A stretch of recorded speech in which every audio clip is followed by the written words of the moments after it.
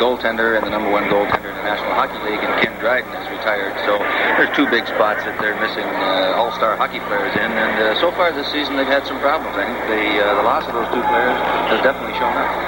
Canadians have had some injury problems also, but one guy is 100%, and he again is leading. Well, no, none other than Guy Lafleur. And Lafleur, of course, has led the league in scoring for the last 2 or 3 seasons. Already this year in 22 games, he's got 18 goals and 17 assists for 35 points, which is just tremendous. Almost 2 points a game, which is good in anybody's books. But Lafleur, of course, the offensive leader of the hockey club, plays on all their power plays, and he leads this club offensively. And, of course, for them to win now without the other 2 players, Lafleur's got to be his top at all times. You know, you hear a lot about Lafleur and a lot of their scoring, but they've got a pretty good defensive team, the Montreal Canadiens, and they've got a big guy back there that can take care of himself and a lot of other people. Well, that's Larry Robinson, and of course Montreal's success in the past has been not only Lafleur, Steve Shutt, and guys like Lemaire, but also their defense with Savard and Lapointe and Big Robinson. Larry Robinson, of course, a rushing defenseman, loves to take the puck up the ice, catch people out of position, and set those big forwards up for goals. And so far this year, he's got 3 goals himself and 18 assists in 22 games. So coming out of their own zone, Robinson definitely a leader back there. Now, the Detroit Red Wings, as you know, are still trying to get on track. They had a couple of big wins on the road, and they lost. But they've got a couple of young guys that they've really got to get started, and one of them wears number 15. That's right, and funny enough, tonight it's an ex-Montreal Canadian and Paul Woods. Detroit obtained Paul through the interleague draft, and Paul, of course, a real good skater. Anybody that comes out of Montreal usually is, and he certainly shows that game in and game out. So far, Paul has not been real high on the scoring list. He's only got 2 goals and 3 assists, but you've certainly got to give him A for effort. Always hustling, always checking, a great penalty killer, and I'm sure if he keeps going the way he's going to be putting the puck in the net a lot more than he has been so far. These 2 teams have met once previously this season. Detroit dropped a 3-2 decision to the Canadiens. In Montreal, that was back in late October. Detroit was 2-4-2 against the Canadiens last season, 1-2-1, and here at home, and this will be the last appearance at Olympia Stadium, Mickey. And there have been some great Detroit-Montreal games played on this very surface. Well, there certainly has been, Larry. I know when I was still playing, for some reason, I guess with the Canadiens' reputation, we always used to get up to play them, and had some real barn burners in this building. And now here are our national anthems.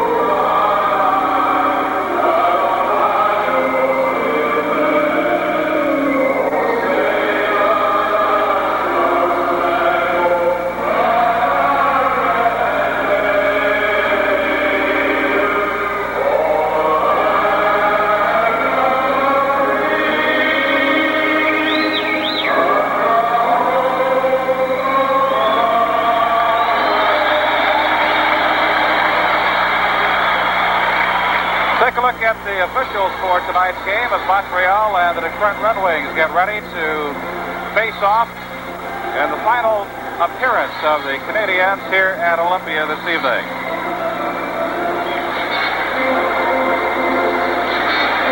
Leon Stickle, as you can see, along with Ray Scampanello are the linesmen, and Dave Newell is the referee. Goaltenders tonight, Bunny LaRock carries a 3.18 goals against average. Rogie Vachon for the Red Wings, he's 3.16. And we're about ready to go. Montreal coming in with a 13-6-3 record into tonight's game and has knocked off the Red Wings in their only previous meeting. Polonic tips it into the Montreal end. It's loose along the near board, skating in Steve Shutt. Finally comes out to Larson, winds up. His shot is deflected to the right, comes out to left point. Knocked into the corner by Barry Long, goes in behind the centering pass, is turned to the far side. Now comes out along the right wing. This is Guy Lafleur, lets it fly to the left corner. Comes out along the near boards, all the way out to center ice. Pogobon tips it into the Montreal end. Polonic skating down. LaRock comes out and knocks it away. That goes to the far side, and Woods throws it back into the corner. Polonic goes in with Larry Robinson. Robinson, LaFleur shoots it out to the left side to Shutt. Shutt takes it into the Red Wings end. He's ripped off the puck by Larson. He goes sliding hard into the goal post. And the play is whistled down. And the shot comes out to cover it up. And now the gloves are thrown to Larson, and Shutt go after just a little bit. Larson gave Shutt just a little bit of a push at the tail end of that play, and Shutt went hard into the goalpost. Well, you know, I think he could have had a penalty on the play, Larry. He really draped his stick over Steve Shutt's back and really wrapped him to the ice, and Shutt went heavily into the goalpost beside Vachon, but then Larson went after him. We're going to see it here in the replay. Shutt had him beat, and Reed really cross-checked him right over the side of the shoulder and knocked him flying. And there you give him another little shot there, so... I don't know, maybe we got a little bit of a little grudge going on here between Shutt and Larson already. Well, both are going off. You can see Larson again on the replay, really giving it to Shutt. He bangs into that goalpost, so real lucky that he didn't get injured. As you can see, Steve Shutt has gone to the Montreal penalty box, and Reed Larson has gone in for the Red Wings. Both serving 2 minutes. We will get the official call here in a moment. I would presume that Shutt would be off for roughing, and possibly Larson for hooking, but we shall see. Or tripping. Well, you know, Larry, they're both roughing. These two clubs have played already once this season, I believe, in Montreal. And, of course, Steve Shutt, one of the big guns for the Canadiens, and possibly the Detroit Red Wings could be ready to go after these big guys tonight and let them have too much room out there to get their shots away, because they are dangerous, Shutt and LaFleur. And Detroit definitely going to have to take some runs at them and try and knock them off the puck tonight. Well, you recall back in the 76-77 season, Shutt scored 60 goals. He had 45 assists, a total of 105 points. A sensational year for Shutt. Both teams skating one man short now as Nelemansky goes over, loses the puck, knocked into the air by Lambert. Pinned up against the boards comes loose. Now thrown to Engelblum on the near side. He throws it to the left corner. Vachon sweeps it to the far side. Taken there by Jarvis. Gets it out to the right point to Savard. Savard back into the corner now to Lambert. Lambert knocked off his stick by Nelemansky. Comes out to the right point. Return now to Lambert. Out to Engelblum. Lines up, shoots from the left point. Knocked down by Hamel. A shot now by Lambert. Turned away by Vachon. Vachon sweeps it to the near side. Now along the boards it comes out to the left point. Engelblum. Shot goes in behind. All the way out to the right side. Into the corner it goes. Doug Jarvis goes to the corner, now loose along the far wing, and Nelemansky rakes it out. Here's 3-on-2. Nelemansky to McCord on the right wing. Takes it to the middle, and it's poke checked off his stick by Doug Jarvis. Now McCord back in the center circle. Takes it into the Canadiens' end. Tries to get inside, and the puck is intercepted by Engelblum. Now it comes along the right side. Into the Red Wings end. A shot by Poole is knocked down, goes in behind. Engelblum turned around back there by Jolly. Jolly trying to pin it. The puck is still loose. Knocked away. Huber races toward on the near wing. Picks it up. Huber gets it out to center ice. Raked back by Hull. Poole takes it back to the Red Wing end. Winds up. His shot is knocked away by Vachon. Poole comes to the corner. Throws it in behind. Jolly goes to the far corner. Being challenged by Mondu. Out it comes to Mahovlich. Mahovlich 1-on-2. Now getting some support. However, he falls down. That was Errol Thompson. Goes to the corner. Throws it behind. Mahavlich tries to center. Huber can't get to it. It's turned out by Hull. Goes to the far wing. Taken there by Jolly. Jolly knocks it free. Thompson puts it on Mahavlich's stick. Big Peter goes to the left side. Leaves it. Drop pass. Thompson shot. Rebound. Mahavlich scores!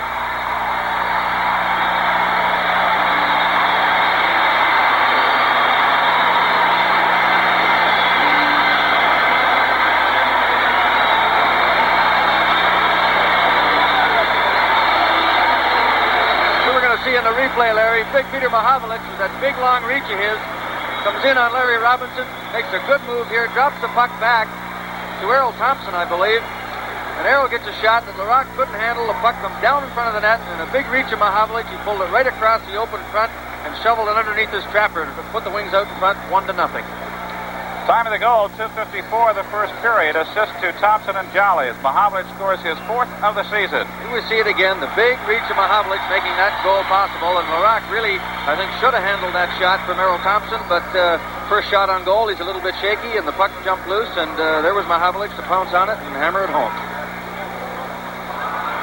So the Red Wings take an early 1-0 lead as Hogebaum checks in to take the face-off with LaRouche. Goes back into the Red Wing end. Huber skates into the corner, throws to the far side to Long. Long tries to get it free, then it's jammed up against the boards. We'll have a face-off to the left. Rogie Vachon. That's got to give the Red Wings a lift to get that first goal, doesn't it, Mickey? Oh, there's no question, Larry. You can see right from the opening face-off here that the Wings are definitely realize that they're going to have to do some skating here tonight with this Montreal club. Montreal, of course, is probably the best skating club in the National Hockey League today, and the Wings, by the looks of the first 2.5-3 minutes of this hockey game, know they're going to be in for a real game, and they've been skating well and taking a piece of some of the Montreal players. Pierre LaRouche and Peter Mahavlich in for the face-off to the left of Rogie Vachon. Wings lead at 1-0 early in the first period. Long picks it up behind the Red Wings net. Being chased by Shetz. Starts it up the left side, puts it off the board on the far wing, and Gay Lapointe picks it up. He drives it back in, and we've got an offside coming up, and the face-off will come up at center ice. Well, we're seeing an interesting ploy here by Bobby Crom, Larry. We've got the high-scoring machine of LaRouche, Guy Lafleur, and Steve Shutt out there. And, of course, he's countering with Crom is with Polonich, Hogebaum, and Paul Woods. Here we're looking at the replay of Mahavlich's goal again with the puck bounced back from LaRock, and Big Pete comes over and shovels it into the open side. Back to live action now. Larson drives it into the corner. Picked up behind the net by the Canadiens. They whip it up the ice quickly. A long pass intended for Shutt, got under his stick. Picked up on the near side by Larson. We've got a two-line pass, and we will go back for the face-off. Polonich and Shutt have a little bit of discussion. Polonich still talking. Shutt talking out of the side of his mouth now as he skates away. Well, of course, Dennis Polonich out there trying to raise some trouble already. He wants to make his presence noticed out there tonight. Of course, he's playing directly across from Steve Shutt, both one being a right winger, one being a left winger. So I'm sure that Bobby Crom wants to keep these guys against that high-scoring line of Montreal and see if they can check them. Of course, Paul Woods, with some good speed out there, going to check Guy Lafleur probably most of the night. Face off to the right of Bunny LaRock. Goes into the corner. Throw to the near side. Out it comes to Lafleur. Lafleur retreats. Takes it back to the corner behind his own net. Now brings it out to the left side. Dropped back to Lafleur. Lafleur ahead on the right wing. Out it comes to the middle of the ice. Shutt skating across the line. Broken up by Larson. And a shot! A shot and a great save by Vachon as it cleared to the near side. Well, he came right down the slot. Vachon made the good save to protect that 1-0 lead. Now loose puck. Woods tries to whip it in. Bounces off the skate of Lapointe. And we've got a whistle, and we'll have it offside, and we'll bring it back out to center ice for the upcoming faceoff. We might take another look at that fine save by Rogie Vachon. Well, a big save by Vachon, of course. Pierre LaRouche breaking through between the defensemen, trying to make something happen. The puck lay loose, and of course Steve Shutt came in and really fired one, and Rogie made a good save. Here we see it again where LaRouche tries to split the defense, puck laying loose, and there's Steve Shutt avoiding a check and getting a good opportunity away, and Rogie come up big there. Dumped into the Red Wings end. Jolly picks it up, brings it out the far side. Jolly across his own blue line, out to center ice, has it knocked into the air. A bouncing puck, Picked up on the far wing by Lambert. He's tipped against the board. Puck comes to the near side. Dropped back into the Red Wings' left wing corner. Jolly tips his man against the boards, and Huber rakes out the loose puck. Throws to the far wing. Coming down the left side, LeBron going in. LeBron to the slot. And it knocked away by LeBron.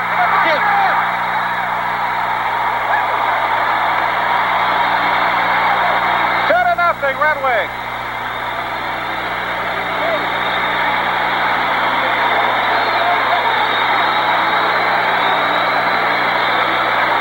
We're going to see Danny LeBratton. This whole play is made by LeBratton's speed. He cuts around the outside, gets, I think it's Serge Savard out of the play. And here comes Nedemansky in the side with the open side, and Larac caught out of the net. The puck comes in and hits Brian Engblom in the skate and bounces back into the net. Here we see LeBratton cutting in. Savard can't make the play, and there comes Nedemansky, fires it. It's Savard, not Engblom. It hits his skate and bounced into the open net for a 2-0 lead. LeBron and Huber get the assist on the goal at the 4:43 mark of the first period. Nedemansky's 11th goal of the season. A shot from the left point of the Canadian stick. Lying way, turned away by Vachon, and it comes back into the Canadiens' end, and here come Montreal. Langway throws to the far side. We've got it offside. And we'll have a face-off coming back to center ice. You know, Detroit right now, Larry, are definitely they're hustling. They're really doing some skating out here. And Montreal, I think, a little bit disorganized. The Wings, of course, always been a good skating hockey club, but things just seem to be going for them right now. In that last play, of course, Danny LeBratton with great speed, cutting down his off wing. And Serge Savard, outside of taking a penalty, there's no way he was going to stop that play. And, of course, LeBratton coming in, cutting in, making the play and leaving everybody caught. And Nedemansky come back from the open side of the net. Of course, a little bit lucky bouncing in off Savard's skate. Sometimes it's better to be lucky than good at it. Yes. Well, by the end of the year, they don't say how. They just say how many, I guess. Right. Whistle, and we'll bring it back up the ice for the face-off. The Red Wings lead it by a score of 2-0. A surprising start here at Olympia this evening. The Red Wings have come out flying. I'll tell you, they've certainly got this crowd buzzing already. And, of course, I think as I was mentioning before, Larry, for some reason, the Red Wings always have played well against Montreal, even in losing games. You see the 1-0 games, the 2-1, 3-2 games, which are always exciting, and they're always in the game. And in a lot of cases, we beat the Red Wings in here, or the Canadiens in Olympia quite often over the last few years. As you can see with our panoramic view of Olympia Stadium, we have a jam-packed, sold-out crowd for tonight's game. And it's been an exciting first 5 minutes, 10 seconds.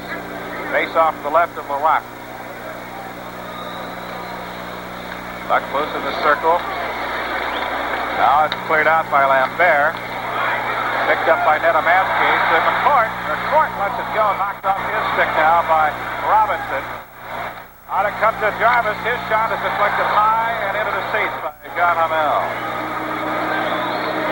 You know, there's one thing that we should make note of, Larry, and that is that the Montreal Canadiens have not won 4 Stanley Cups by not winning some hockey games by coming from behind. And it's absolutely way, way too early to be counting the Canadiens out.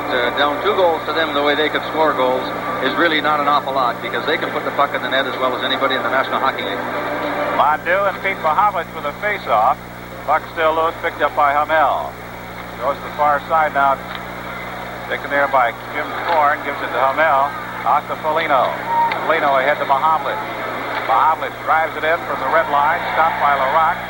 He leaves it now for Larry Robinson coming by. Robinson being bothered. It's dropped back behind the Red Wings net and driven off the glass to the length of the ice. And it's picked up by Jim Thorne. Thorne to the far side. His pass is errant. Comes out to center. Taken by Larry Robinson of Montreal. Robinson tries to get it off to Jeffrion, but picked up by Foligno. Foligno knocked off the puck, and Robinson takes it for Montreal. He shoots it all the way out to center ice. Here's 3-on-2 developing.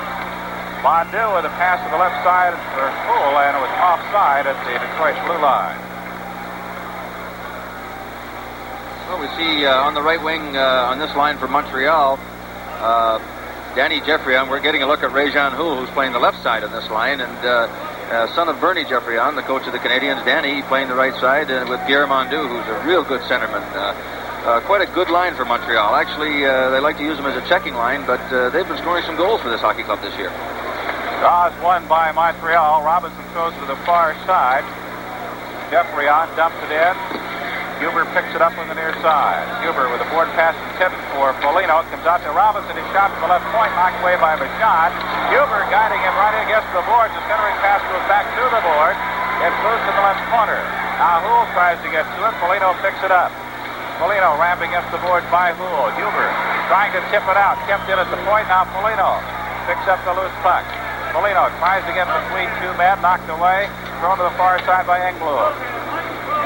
Back in his own end, Greg Jolly gives it to Huber. Huber with a rink-wide pass to Thompson. Thompson dumps it in. Tipped to the right corner by LaRock. Out along the near board. Shutt drives it back off the glass behind the net. Chased by Engblom. Engblom clears it out. Now along the far wing, Woods drives it back in, and it's right on Robinson's stick. Robinson shoots it up the middle of the ice. Pass overskated by Shutt at center. Loose puck picked up by Larson. Larson drives one from the red line. It's wide to the left. Woods chases. Cleared out immediately by Engblom. Here's LaFleur, right side, fake shoot, knocked away by Vachon, and a hard shot by Guy LaFleur. Here come the wings. Polonix in right wing, loose and check. Tries to get it to Woods. Paul loses the puck, and we've got a whistle. And we're going to have an offside, apparently, at the Canadian blue line. Boy, LaFleur really let one fly. Here's another look at it. Well, here's one chance here where LaFleur got loose from Paul Woods. Paul Woods out there again with LaFleur, but Woods was caught up ice, making a play offensively for Detroit, and LaFleur got away from him on a long pass and a good opportunity, but a good save by Vachon. Larson throws to the far side to Long. He shoots it in. LaRock leaves it behind the net. It's out the left side. The Canadiens bring it up the ice. Off to the right wing it goes now. Wind up and a shot sails wide to the left. Off a roach stick. Comes out along the left point. Langlois. Inside and shot by LaRoche goes right through the crease and goes to the far wing. Taken there by Langlois. In behind the Red Wings net. Vachon throws it to Wood on the far wing. A centering pass intercepted by Long. Out it comes to Polonix.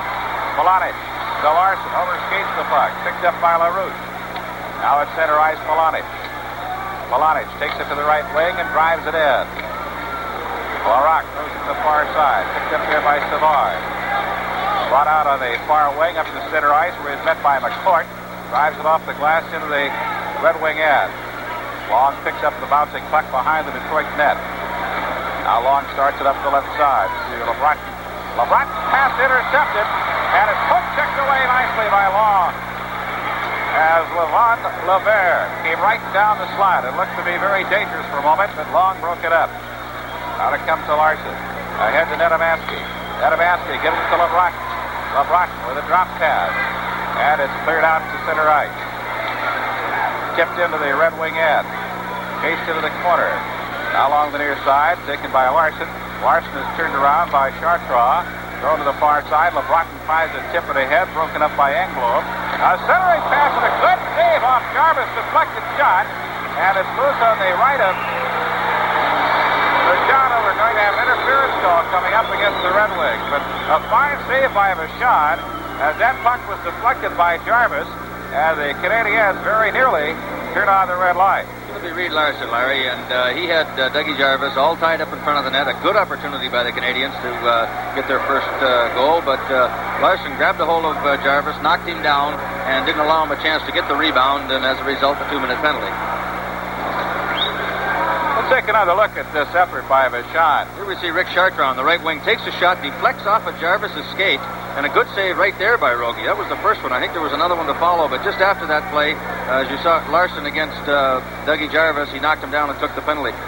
Here's the deflection coming up again by Jarvis. He changed the direction of the puck, and a real sharp save by Vachon. Time of the penalty to Larson, 9:29 of the first period. He's off 2 minutes for interference. The centering pass knocked down by Vachon again. Out it comes to the left point. Robinson throws it to the far side. The shot partially deflected, goes to the corner. Shutt digs it out. His pass bounces off the skate. Vachon throws it back to the corner. Shutt picks it up there. Shutt out to the right point. Return pass into the right corner. Out it comes to Robinson. Lines up, shoots. Big save made by Vachon. Comes to the left side. LaFleur gets it out to Robinson. His shot knocked down by Vachon. Out to the right point. A wrist shot knocked high into the air. Jolly chases it down. The whistle sounds. And they are calling it for a advancing the puck with a hand. So the face-off will be to the left of Rashad rather than it appeared as though the Red Wings had successfully cleared the puck out of their own end. As they come on back, and the face-off will be to Rogue's left. 2-0 the score. The Red Wings leading Montreal. 9:53 left in the first period. But the Habs are on the power play for the next minute 22 seconds. Pierre LaRouche in for the face-off with Mahavlich. Goes in behind the net. Controlled there by the Canadiens. Along the near board. And it's cleared out of the zone. And the Canadiens' Guy Lafleur goes back to pick it up behind his own net. Comes Lafleur up the left wing. Takes it across his own blue line to center. McCourt staying right with him. Overhead comes a shot by Pierre LaRouche, knocked down by the shot, and it's cleared out nicely. 50 seconds left in the power play for Montreal. Back in his own end, bringing up the left side, and intercepted. Here's Mahavlich. Mahavlich makes a shot, doesn't take it, knocked off his stick, taken by DuPont. Now the right wing it goes to Lapointe. Drives it in behind the Red Wing net, comes to the left side. Robinson throws to the right. Lafleur winds up, shoots, knocked down, loose puck. Knocked to the corner by Mahavlich. Throws to the far side. Woods can't get to it, but the puck does come out to center ice.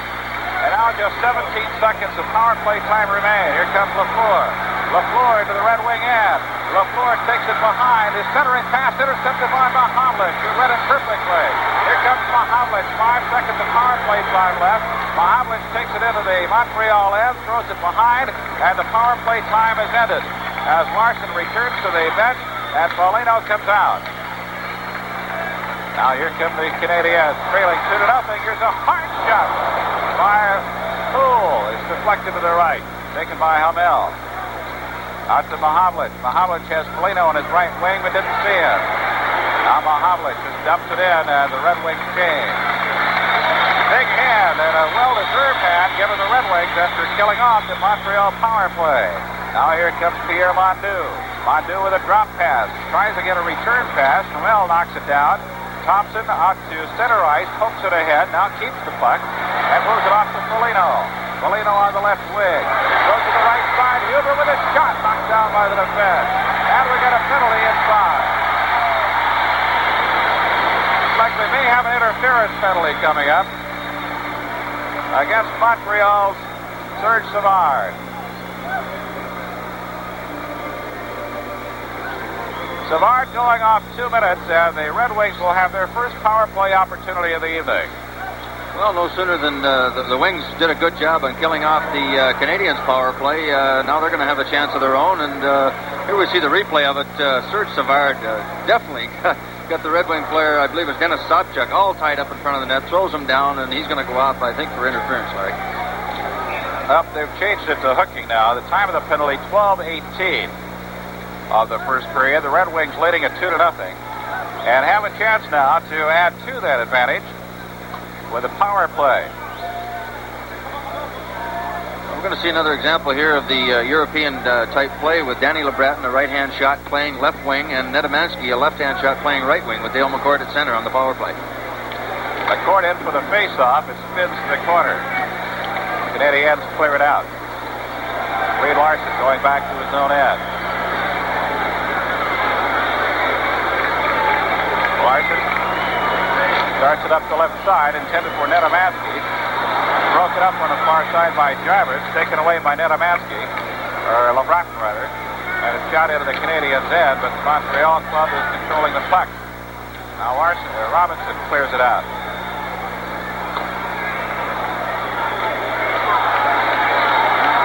40 seconds of the power play have expired for Detroit, and the Red Wings have yet to get anything organized. Here's LeBreton on left wing. LeBreton out to Huber. Huber to the right side. Nedomansky moving in. His shot is knocked away. Robinson tries to clear it out. Huber cannot hold it at the blue line, and it goes back into the Red Wing end. 1 minute left in the power play. Larson eludes a check. Drops it back now. Taken by Mahavlich. Kicks it ahead with his skate. Mahavlich skates it into the Canadiens' end. Off to Thompson. His shot knocked to the left side, and it's grabbed there by Bunny LaRock. You know, Larry, we're seeing many, many examples of the players trying to shoot that slap shot. And we saw it there where Thompson had a good opportunity to have a shot maybe 40 feet out.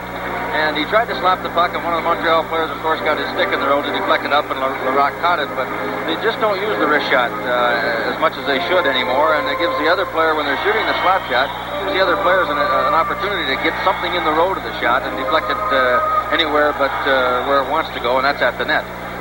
We have time a little bit later. I'd like to pursue that very thing. I think you have brought up a very interesting point, and we can talk about it when we get a chance. Thompson in the corner. Behind to Foligno. Back to Thompson. Thompson to Foligno. Brings it out. Tries to jab, and he scores!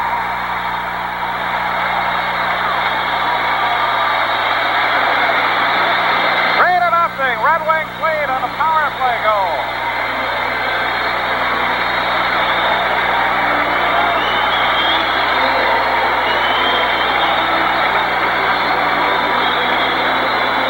We're going to see it on the replay, some nifty passing back and forth. I don't think we caught that, but we just see Foligno coming out from behind the net. Here we are with Errol Thompson flipping the puck back to Foligno. Of course, you see in front of the net, Langway has the other Detroit forward, Nedomansky, tied up, and Mike Foligno just pulls it in front, and Bunny LaRock, of course, not expecting it, couldn't make the play, and it's 3-0 Detroit. Time of the goal, 13:44 of the first period. Foligno's 7th goal of the season, assist to Thompson and Mahovlich. Makes it 3-0. Here comes Wood. Wood takes it across the blue line. Off to the right side, a return pass. Mahovlich scores! Mahovlich drills in goal number 4 for the Red Wings. Boy, they're going crazy here at Olympia, Larry. 4-0 Red Wings. You know, just a super play by Bill Hogebaum. He waited and waited and waited, as we may see here if we get the replay, and fired that thing across between the stick and the feet of the Montreal defender. And Polani just drove it into the lower corner. I think we'll get a look at it in a little bit. But a real big goal again by the Wings and a 4-0 lead. Hogebaum and Woods get the assist on Polani's second goal of the season. It comes at 14:05 of the first period, and the Red Wings lead it 4-0. Long at center ice, dumps it in. Now we've got a whistle, and we'll have a face-off coming up. We'll take a look at this goal now. On a great play, Mickey. Here we see it on the replay now. Woods makes a good play to Hogebaum. Normally a guy would shoot in here, but Hogebaum being a centerman, we see he tries it right across between the feet of the defenseman, and there's Polani to bang it home. A big goal for Dennis Polani and the Wings to take a 4-0 lead. Super pass from Hogebaum right through the legs. Larson tries to tip it out to center, does, and the Canadiens were offside as the puck bounced off Lafleur. Well, you know, Larry, I've seen a lot of those passes from Bill Hogebaum, as he was my centerman for 2 years while I was still playing with Detroit. And I'll tell you, there's no more unselfish a centerman than Bill Hogebaum, and we saw a good example of it on that play there.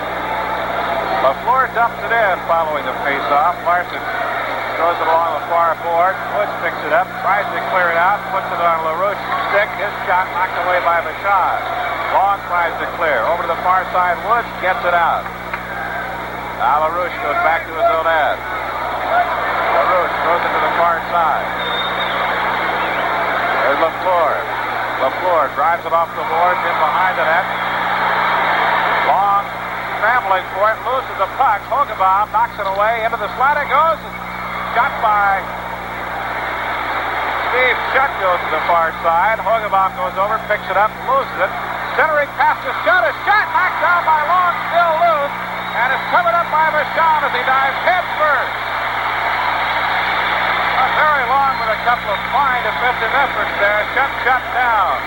Boy, Montreal's certainly getting their chances, Larry, but Detroit, every opportunity is coming up and making the big play, and we see it here. Steve Shutt with a shot, and Very Long comes sliding out to make the stop, and they cover up. The puck falls underneath them to stop the play. But Detroit, at every instance, is right on top of the Canadiens, and I'm sure we're going to see a little bit of frustration on the Canadiens' part here. Being down 4-0 so early in a hockey game is not usual for the Montreal Canadiens. Yermondu in for the faceoff with Dale McCourt to Rogie Vachon's right. Now we'll do it all over again. Foligno was peeling off behind Houle and got into the circle too quickly. Puck controlled by the Canadiens. A shot by Engblom from the left point. Houle goes behind and a hard check by Huber, and Houle went down in a heap. Out of the far corner, comes back to Huber. Huber along the near boards. Throws a long pass to the left side, off to Hicks.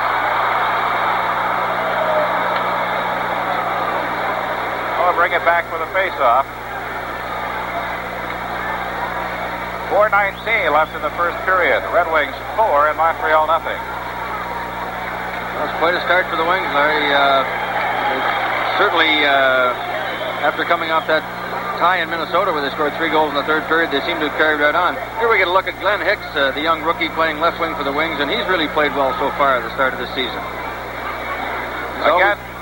Sorry, Larry. He's always seems to be digging and making things happen and taking runs at players, and certainly a big asset to this Detroit Hockey Club. But I know he's really excited about playing in the National Hockey League, and he's been doing a darn good job for the Wings so far. We have 4 minutes, 15 seconds left in the first period, and the big line is coming back for Montreal. Well, I think, what we might see here already, even though it's only in the first period, you're going to see that line out there a lot more. Jeffrey's going to probably start using them every second shift or so to try and get back in this hockey game. Here we see a real bunch of dejected Canadians at this point, certainly not used to being down 4-0 at any time in a hockey game. LaRoche and Hogabob with a face-off. Hogabob at center ice, winds up, bounces one off the defenseman. Engelblum's pass goes into the corner, on right back out. Huber to the left side. Jolly. Huber ahead to Hogaboom. He's bumped off by Shutt and picked up by Polonich, and Polonich dumps it in. Barak leaves it behind the net. Picked up there by Lafleur. Lafleur starts it to the right side.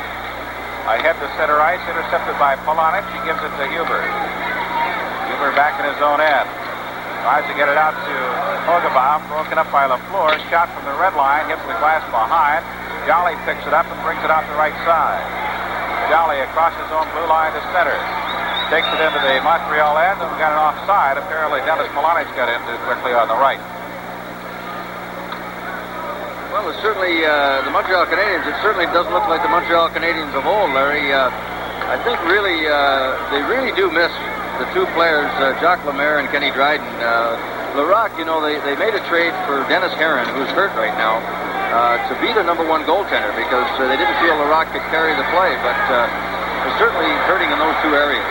LeBron tries a rink-wide centering pass, and it's intercepted. It's loose in the spot now. McCourt tries to get to it. He's tied up by Jarvis. Puck goes in behind, taken there by Lapointe. Out along the left side into the corner. Now it's shot up the ice by Robinson.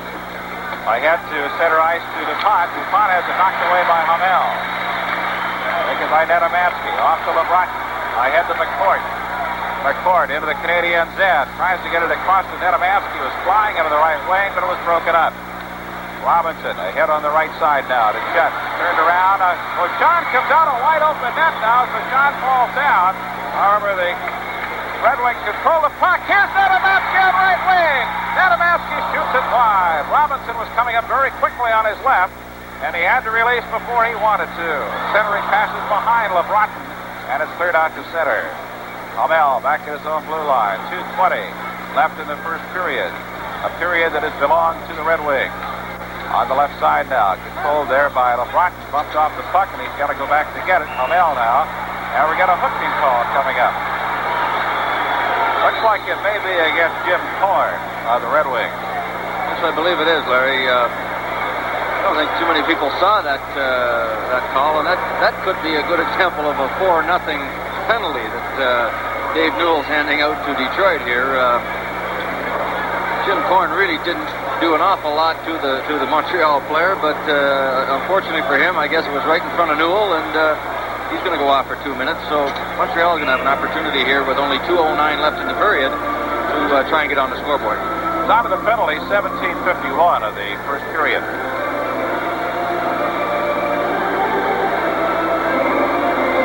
Mark Napier is coming on. He's seeing his first action of the night, along with Shutt. Lapointe is on. LaFleur. And it looks like LaRouche. Shutt goes back into the Canadiens' end. Lapointe goes back after it. Lapointe starts it up the ice, drops it back down. Here comes Shutt. Shutt dumps it in. Bouncing puck. Goes in behind, long taps it to Thompson. Thompson throws it around to Mahavlich to the far wing. No contest there as LaFleur was not moving Mahavlich. Out it comes to Thompson at center ice, and Thompson drives it right back into Larson, who in turn drives it down into the Canadiens' end. LaFleur picks it up. LaFleur down the middle of the ice, into the Red Wings' end. Mahavlich with him. Long knocks it away. LaFleur goes in behind, tries to center. Now finally does. It comes out to the red line. Blue line. LaPointe keeps it in.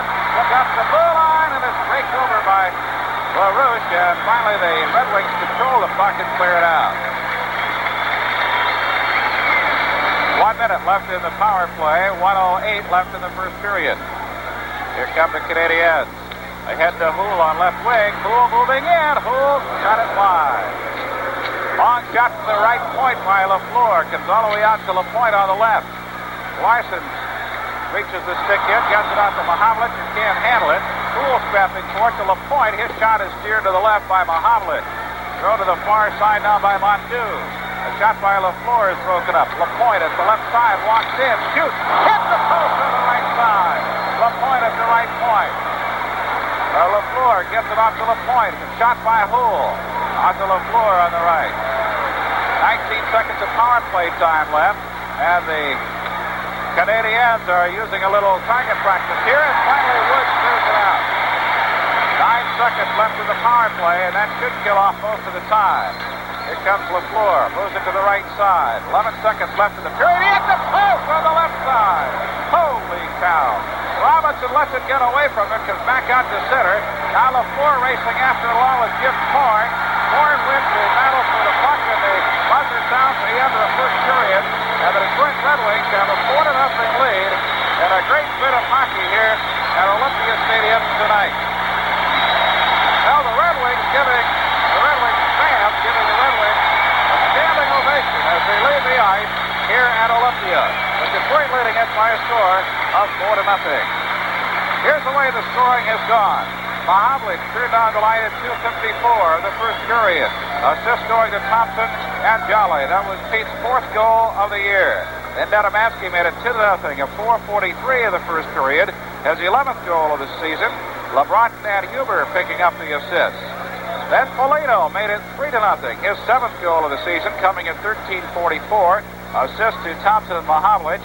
And Dennis Polonich wound up the scoring in the first period, scoring his 2nd goal of the season to make it 4-0 at the 14:05 mark. Assist going to Hogebaum and Woods. There were 5 penalties in the first period, coincidentals to Larson and Shutt going off to 56 seconds of the first period for roughing. Then Larson at 9:29 for interference. Savard left the ice at 12:18 for hooking, and Kornwilloff at 17:54 for hooking. So that's the way the score stands now at the end of one period, and an inspired period of hockey by the Detroit Red Wings, who lead it by a score of 4-0 after the first 20 minutes. Now stay tuned as On TV presents the third in a series of subscriber talkback features entitled You're On.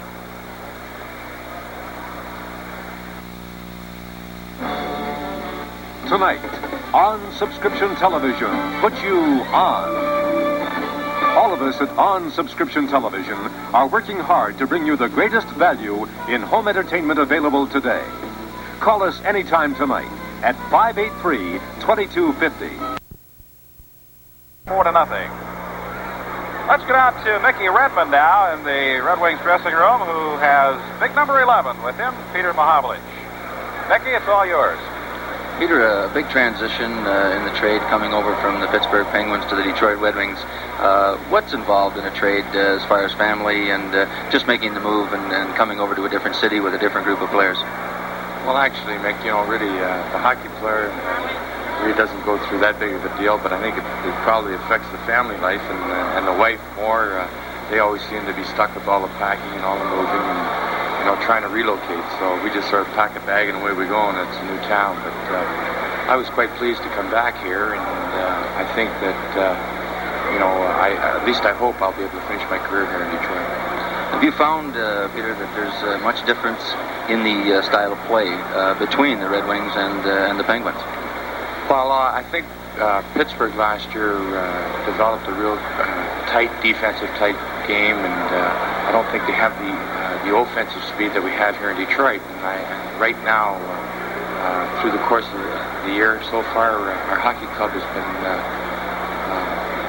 thinking a little bit too much offensively, and because of trying to take advantage of our speed, and I think it's cost us a couple of goals. But our goals against it have been pretty good because I think our goaltending has been superb. Both Rogie and Jimmy Rutherford have played extremely well and kept us in a lot of games. But I think we're offensive-minded as compared to defensive-minded in Pittsburgh. Well, you've got a lot of young hockey players, Peter, on the Red Wing team. What so far, after 18 or 19 games, is your evaluation of the young guys like Larson, McCourt, and what might we look for them in the future? Well, you mentioned two hockey players that probably are going to be the key to the future of the Red Wings, and I think both hockey players have played.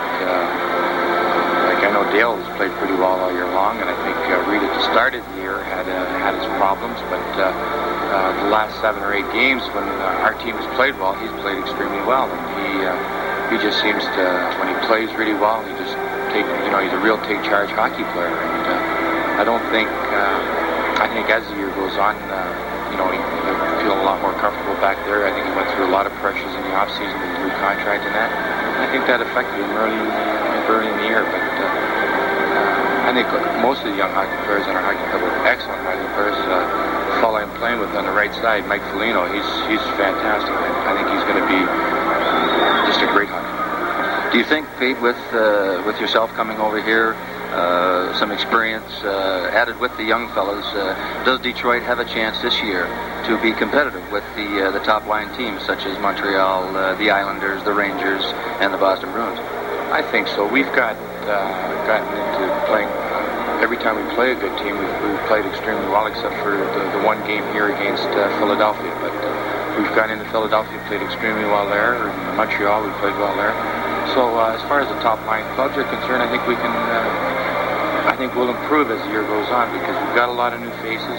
There's been a lot of changes here, and I think if they keep up and keep improving, then I think as the year goes on, we're going to become a closer knit hockey club, and when the playoffs come around, I think we're going to do quite well.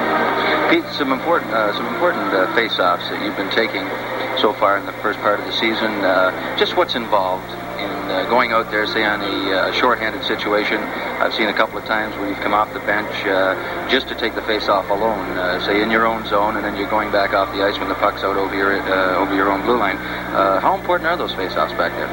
Well, when you're trying to kill a penalty, it's I think if you can win the draw and get the puck down the ice, and gives your guys a little chance to regroup and position themselves. If they win the face-off, right off the bat in their own zone, and they've got good possession, you're trying to get out, you're out of position right off the bat. So I've been taking them on one side of the net on the goalie's left-hand side, and Dale McCourt has been taking off all the draws on the right-hand side when we've been short-handed, and it's worked quite well for the hockey club. And if we can keep it up, those little things are what count late in the games and on both sides of the fence, whether you're trying to stop from scoring a goal or trying to score a goal. If you can win those draws in the offensive and the defensive zone, it's quite important.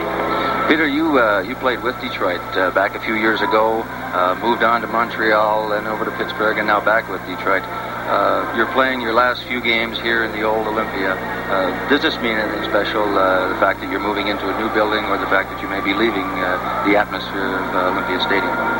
Well, I think the new arena is going to really benefit the city and the hockey team, but it's too bad that you have to leave an arena that was really specifically built for hockey, and I think everybody that comes and watches a game here really appreciates, the old building. And I certainly like the old building, but times keep on changing, and we have to change with them. Peter, let's talk a little bit about the Montreal Canadiens. Always been a very, very good hockey club. You know, well, you were over there. They're now missing a couple of real good hockey players this season in Jacques Lemaire and Kenny Dryden. Do you feel that they will be able to be had this year by some of the other top teams and the Red Wings, of course, with the loss of these two guys?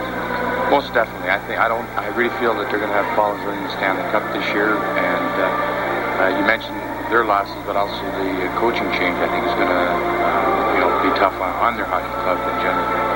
Peter, I want to wish you the best of luck tonight against your old hockey club. And I know that you're just getting settled now in Detroit with your family, and I know everybody, and myself included, wish you all the best, and good luck to yourself and the Red Wings the rest of the way. Thanks very kindly, friend. Now let's go back upstairs to Larry Osterman. Okay, Becky, thank you very much, and thanks to you too, Peter Mahovlich, for taking time to talk with us. We've completed one period of play here at Olympia, and the Detroit Red Wings hold a 4-0 lead over the Montreal Canadiens. One of the sneak previews. The Wings before this had made 3 or 4 good passes behind the net, and of course caught the Montreal defenseman out in the slot, and Foligno left all alone to come out in front and jam it in.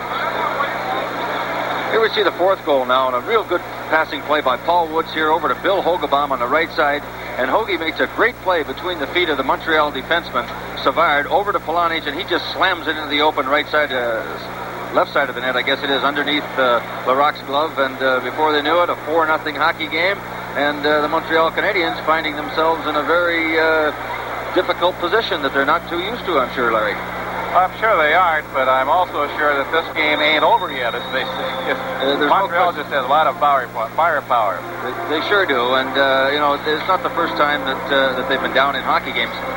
But strangely enough, Becky, as we take a look at this, Montreal outshot Detroit 14-7 in the first period.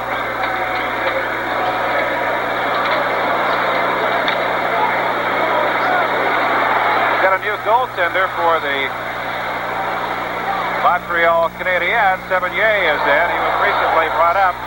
We'll talk about him in a moment. As Polonich let one fly, and Sevigny made the initial save, and it's turned out to center ice. So Larocque, who started the hockey game, is not in goal as we start the second period.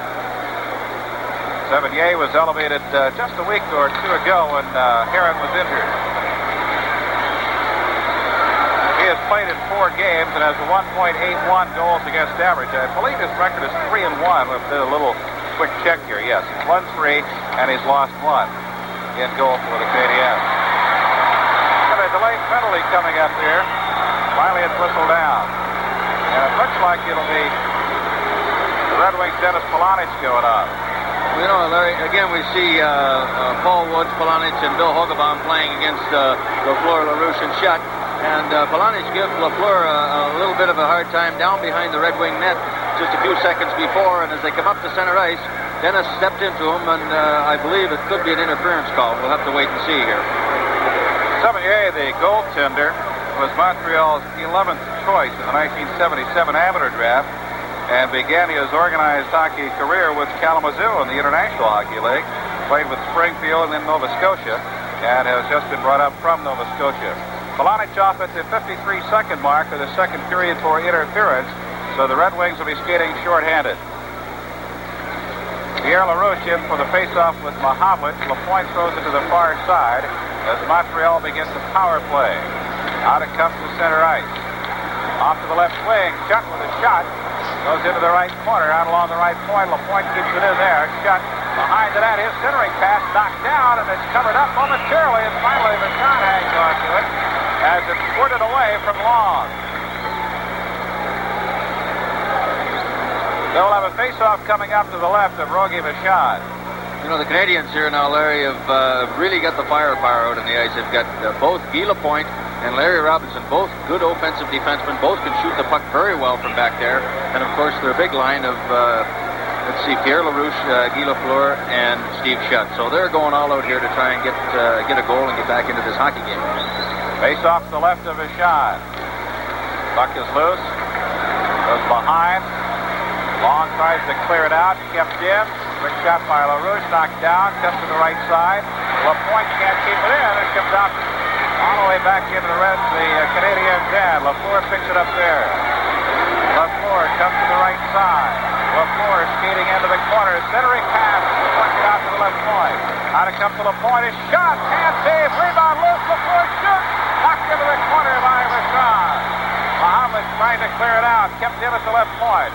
Goes in behind. Vachon leaves it to Delton. He throws it to the near side. And taken by Earl Thompson. Knocked away. Picked up by LaRouche. Back it comes to the right side. Houle with a shot. Knocked down. Goes to the corner. Larson goes in. Turned around there. Mahamud skates in and picks it up. Mahamud brings it out. Across his own blue line to center ice. He brings it back now and drops it back to Long. Long ahead to Earl Thompson. Thompson throws it back down to Larson. 38 seconds of power play time left for Montreal. And the puck is loose at center ice. Taken by Robinson. Robinson with Mahamud. Whips it off to the near side of Jarvis. Knocked off his stick. And LaPointe picks it up. LaPointe to Chartrand. He throws it into the Red Wings end. Jarvis goes in along with Larson behind the net. Puck is still loose. Pops up into the air. And it's jammed up against the board. Still free. Loose behind the net. 10 seconds of power play time left. Thompson loses the puck. Spun around there. Larson along with Jarvis. And we finally get a whistle. The puck was still free, however, but apparently the referee had lost sight of it. Well, a lot of pushing and shoving going on behind the Red Wing net there, Larry, but fortunately for the Wings and unfortunately for Montreal, nothing came out in front. But we see a shot of Earl Thompson, who assisted on Peter Mahamud's goal tonight.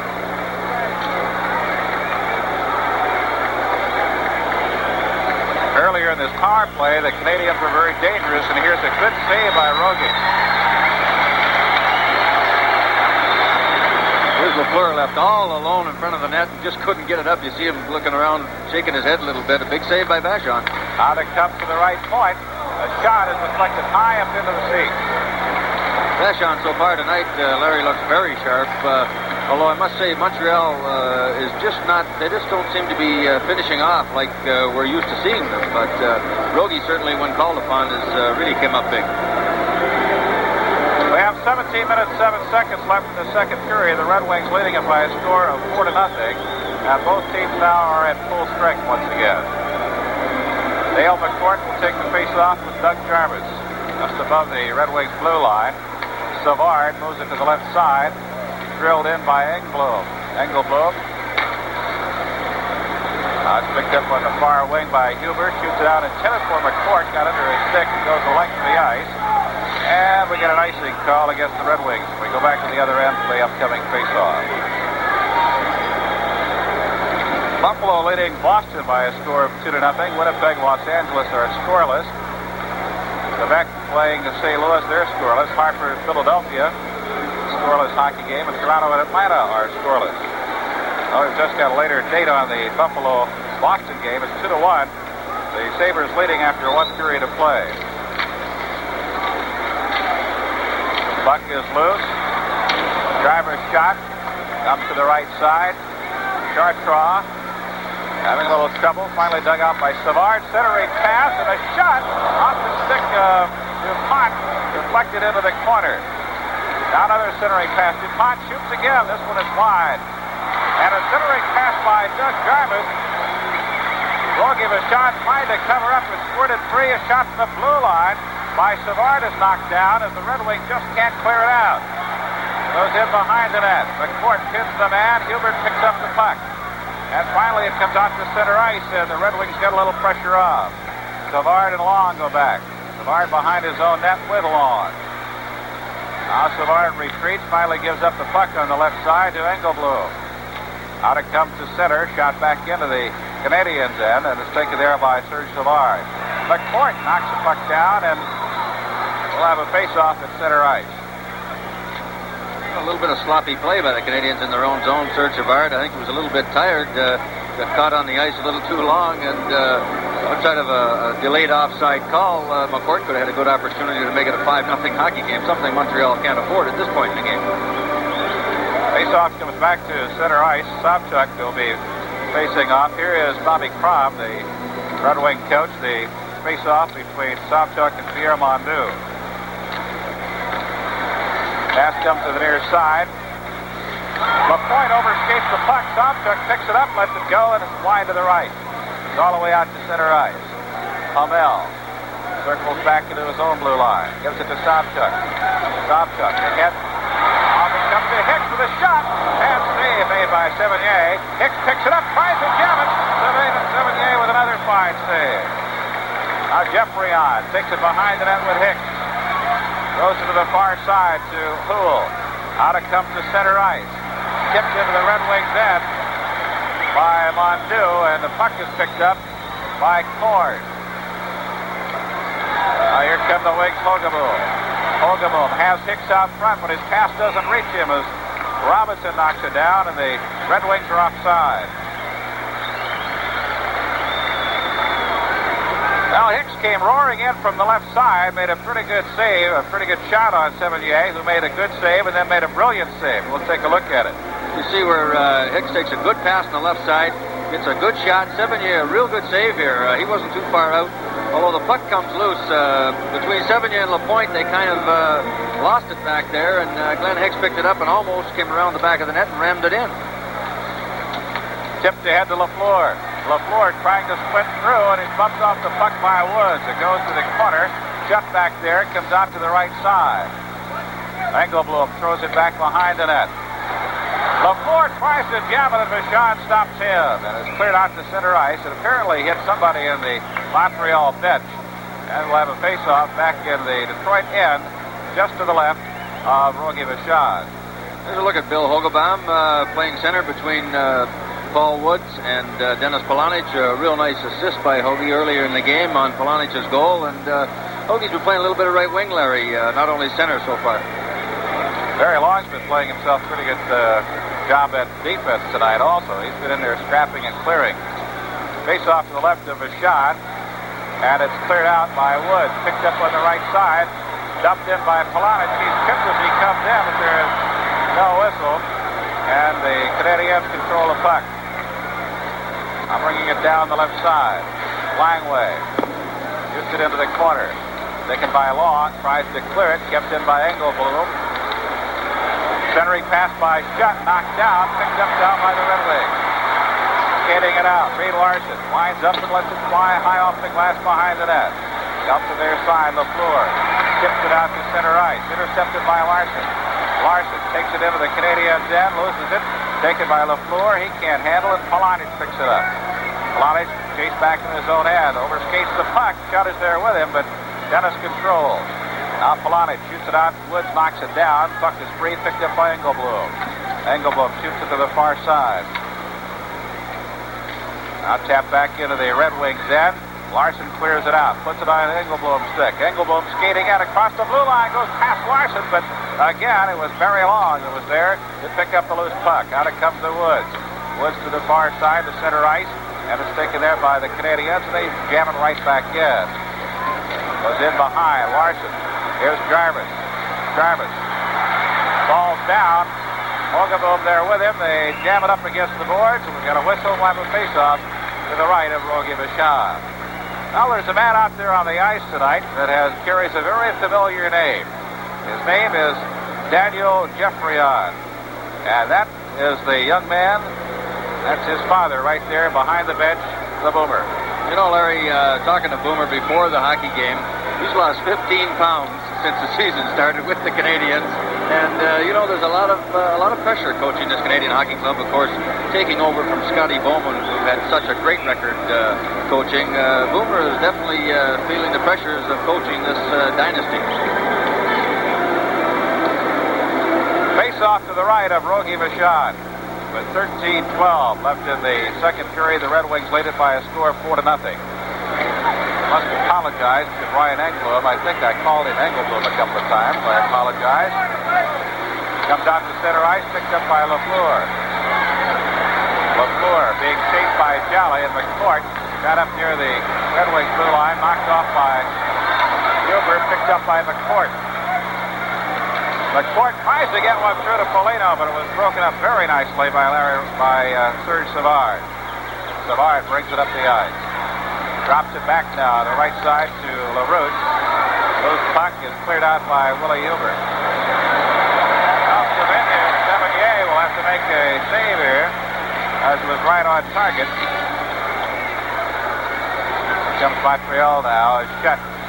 Big back check by Mahavlich, and down he goes, but there will be no penalty. And Peter may have gotten away with a little bit there. The puck goes into the corner. Mahavlich digs it out. Mahavlich throws behind the net. Greg Jolly goes in. Picked up by LaFleur. Centering pass, and a shot by Pierre LaRouche is covered up by Vachon. Rogie has been tough. Some great work by the Canadian forward line, LaFleur, Shutt, and LaRouche. And, of course, there was Rogie again. They got to be getting a little bit frustrated.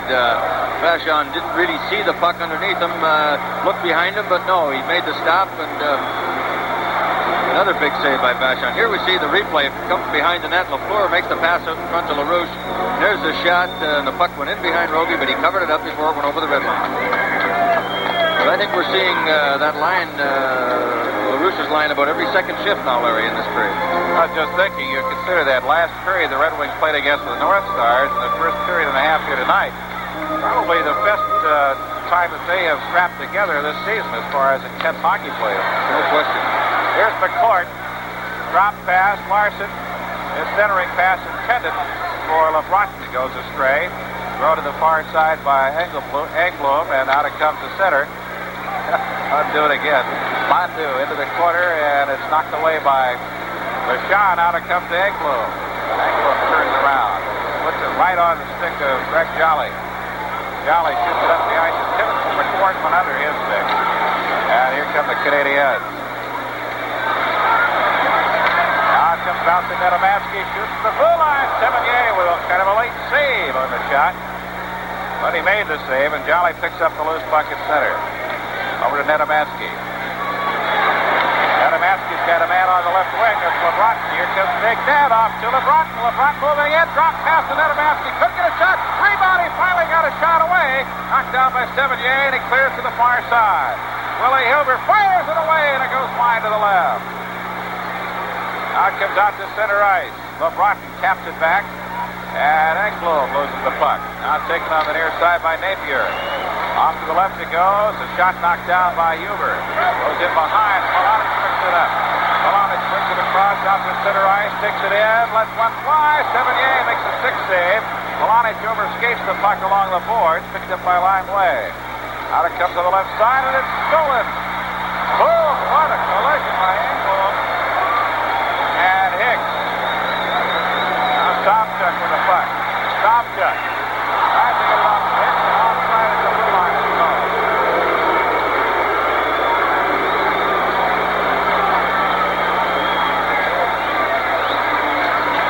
Here's a fine save by Sevigny, Mickey. We can take a look at it here. Oh, a real big save. Sevigny makes the save in the corner, and the rebound come back to Nedomansky. And I don't know whether the defenseman got in the road or whether it was Sevigny again, but a big stop that could have made it 5-0 Montreal. Oh, you're right about that. It's 4-0, however, as it stands. The Detroit Red Wings leading Montreal as we hit the halfway point of the second period. And Detroit has been putting a lot of pressure on here in the last couple of minutes. Lonich throws it behind the net. Sevigny leaves it on the near side for LaFleur. LaFleur back to Robinson. Tipped ahead on the left side. Coming in now is Pierre LaRouche, and it is a big whistle because LaRouche was well on his way, but they'll bring it back to the Canadiens in for the face-off. 9:57 left in the second period. The Red Wings lead it by a score of 4-0. I think I'm having a little bit of phone problem here, Larry. I don't know whether I can hear you too well or not.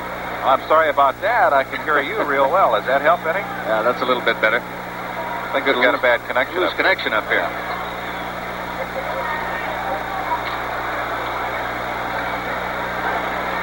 Puck in the Canadiens' end is picked up there by Lapointe. Throws it to the far side of Robinson. Tries to get it back to Lapointe, and Larry has to go get it himself. Now Robinson moves it ahead to LaFleur. LaFleur lobs it high into the air. Vachon gloves it, drops it on his left, and throws it to the right. Back it goes to Robinson. Pass intercepted by Dennis Polonic. Gives it to Woods. Woods throws it in. Funny bounce. Sevigny is trapped behind the net. Out it comes to Woods. A shot, and Sevigny got back here some time. Hicks trying to jam it. Cleared. Here's Woods. Woods semi-fair will get a penalty coming up against LaFleur for hooking. Well, that's about all he could do because Woodsy was really winding up. He was ready to line it up. Oh, just some great hustle by that line of Hogebaum, Woods, and Polonich again. They've been all over the ice. Of course, they're out there every time Lafleur, Shutt, and LaRouche are out there, so they're getting lots of ice time, and they've got the Canadian line bottled up pretty good. And outside of the penalty taken by Lafleur, they could have had a goal there. Here we see the replay where Polonich starts it all coming from behind the net. It's dumped in front here. We'll see Hogebaum fighting with the goaltender and Robinson. He centers it out. It deflects back through to Paul Woods right here, and there's Lafleur comes in and hooks him to the ice, and no shot on goal, unfortunately. But a real good opportunity for Paul Woods, and Guy Lafleur is going to be off the ice probably 2 minutes for hooking, I believe, Larry. Here we see Hogebaum again, almost getting it between Savigny's legs and coming back in front. The deflection back to Woods, and there's Lafleur pulling him down to the ice. Time of the penalty, 10:43 of the second period. Lafleur off 2 minutes for hooking. Red Wings with a power play now. However, the Canadiens have the puck coming on the left side. Langway. Langway takes it to the corner with Larson. Reed hits him there. Puck comes out, picked up by Huber. Huber throws it near side to Thompson. Thompson has to give it back now to Larson. Larson being challenged now by Savard. And here comes Huber. Huber tries to get it to Mahavlich, who taps it to the corner. Peter takes it behind the net. Mahavlich fending off Langway, and he's trying to handle a puck, and a good defensive play there. Knocks it off Foligno's stick. Now Foligno trying to get a shot off, and it's knocked down by Savard. Back in the Detroit end. Taken by Larson. Now Reed brings it out the left side. Starts it at the McCourt. 1 minute left in the power play. Shot into the Canadiens' end. Sevigny goes along the far boards. Knocked down by Foligno. Foligno brings it out and gives it back to Huber. Huber to McCourt. Larson with a shot semi-fanned on it. He's trying to take the shot with the puck sliding to him. LeBlanc picks it up. LeBlanc moving in. LeBlanc to the corner with Engblom. And they jam it up against the boards. It looked like LeBlanc had himself a shot, and then he got in too deep, and he had nothing. Well, he was looking for somebody loose, Larry. The Montreal defense covered him very quickly on that play, and Danny Lebret looking for somebody coming in late, which could have been the open man, and it never did materialize. But Larson lost the puck at the blue line originally, and then made a real good play to keep it in. Savard trying to get it out, and almost another good opportunity to make it 5-0 Red Wings. Mickey, we got a lot of hockey coming up this weekend as the Michigan State Spartans take on the University of Michigan. All of the action from Monterina in East Lansing on Saturday evening beginning at 8 o'clock here on TV. We hope you'll be able to join us. 7:44 left in the second period of play, and just 23 seconds of power play time remain for the Detroit Red Wings to lead it 4-0. Jolly takes it behind his own net, leaves it for McCourt. McCourt back to Jolly. Ahead to Nedemansky. Nedemansky across the line. His shot partially deflected by the centering pass, overskated by LeBlanc. Oh, a perfect pass, and Danny could get to it. Now we go the other way. Here's Houle, has it knocked away by Huber. And it comes off to center ice, racing down LeBlanc. LeBlanc into the zone. LeBlanc overskates the puck. Picked up by Robinson. Robinson turns around, loses his stick, knocked away by McCourt. LeBlanc with it in the corner. The power play time is expired. Goes to the far side. McCourt loses the puck, and Houle picks it up and fires it out now on the right to Jarvis. Jarvis has it knocked. That's not Jarvis. It was Napier, knocked away by Jolly. Now Nedemansky at center ice. Nedemansky has it knocked away by Lafleur. And it's dropped back into the Canadiens' end and cleared out. Shutt on the left side. Shutt at the blue line. Taken by Polonich.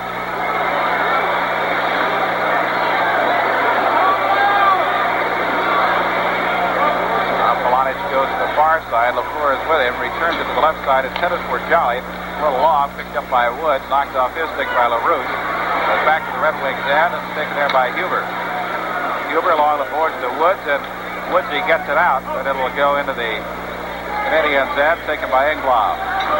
Engblom starts it up the left side, goes sailing past Hogebaum. Engblom still with the puck, and finally is ridden off by Greg Jolly taken by Huber. Out to Polonic. Polonic pass intercepted by LaFleur. The slot is shot knocked down, and then the shot he scores! Gay LaFleur on the second effort. Turns on the line, and it's 4-1. Montreal has scored with 5:45 left in the second period. Well, a real good example here of LaFleur, and the reason he's got now 19 goals in the first 23 hockey games. He has 2 or 3 opportunities here. Here we see him in the slot. He goes puts the puck between the defensemen, takes a shot, bounces right back to him off the Detroit defenseman's leg, and he pounds it back into the short left corner under Vachon's glove. I really don't think Vachon saw that puck, Larry. The first shot that LaFleur took hit the Detroit defenseman's leg, and I guess like a good hockey player, the puck just followed right back to him, and bang, he blew it home. You can't give that guy 2 chances.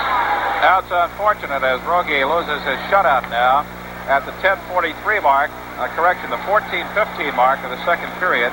An unassisted goal by LaFleur, and as you mentioned, Mickey, that's his 19th of the season. 4-1 the score. The Red Wings leading. A bouncing puck. Sevigny moves it to Engblom. Engblom on the right side, taps it out to center ice, taken there by Long. Long gets it ahead to Foligno. Foligno drops it back to Thompson. Thompson on the right wing, along with Engblom. Out to Mahavlich. He was wide open, but the pass was errant. Long keeps it in. Mahavlich takes it to the middle of the ice, swings it back into the left corner. Boy, Pete Mahavlich will never find himself any more wide open than he was a moment ago. Jeffrey on shot, knocked down on a late save with a glove of Rogie Vachon, goes to the corner. Mondu tries to center it. It's knocked down at the blue line. Poole throws it to the far side.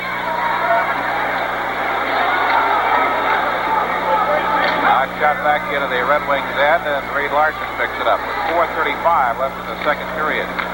Out it comes to center ice. Langley fires it back in. Larson goes behind his own net, tries to get it out on the near side to Thompson, gives it to Mahavlich at center. Mahavlich, the left side to Foligno. Foligno goes in with Langley. Foligno escapes. His shot knocked away by Sevigny. Goes to the far side. Lupien on the far wing, now dropped back to Langley. Langley gets it out to center ice. Knocked down at center. Comes to the left wing to LeBron.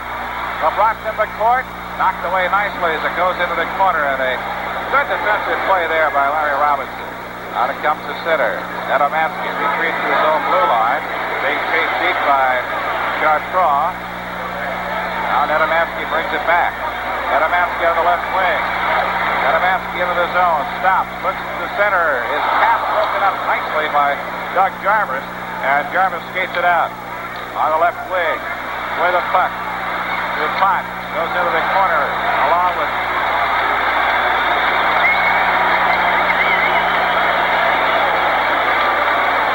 Now let's see. It looks like it's going to be Chartrand going off. Oh, will it? Yes. Chartrand. 2 minutes for hooking. Check. It was a cross very unnecessary penalty on Chartrand's part.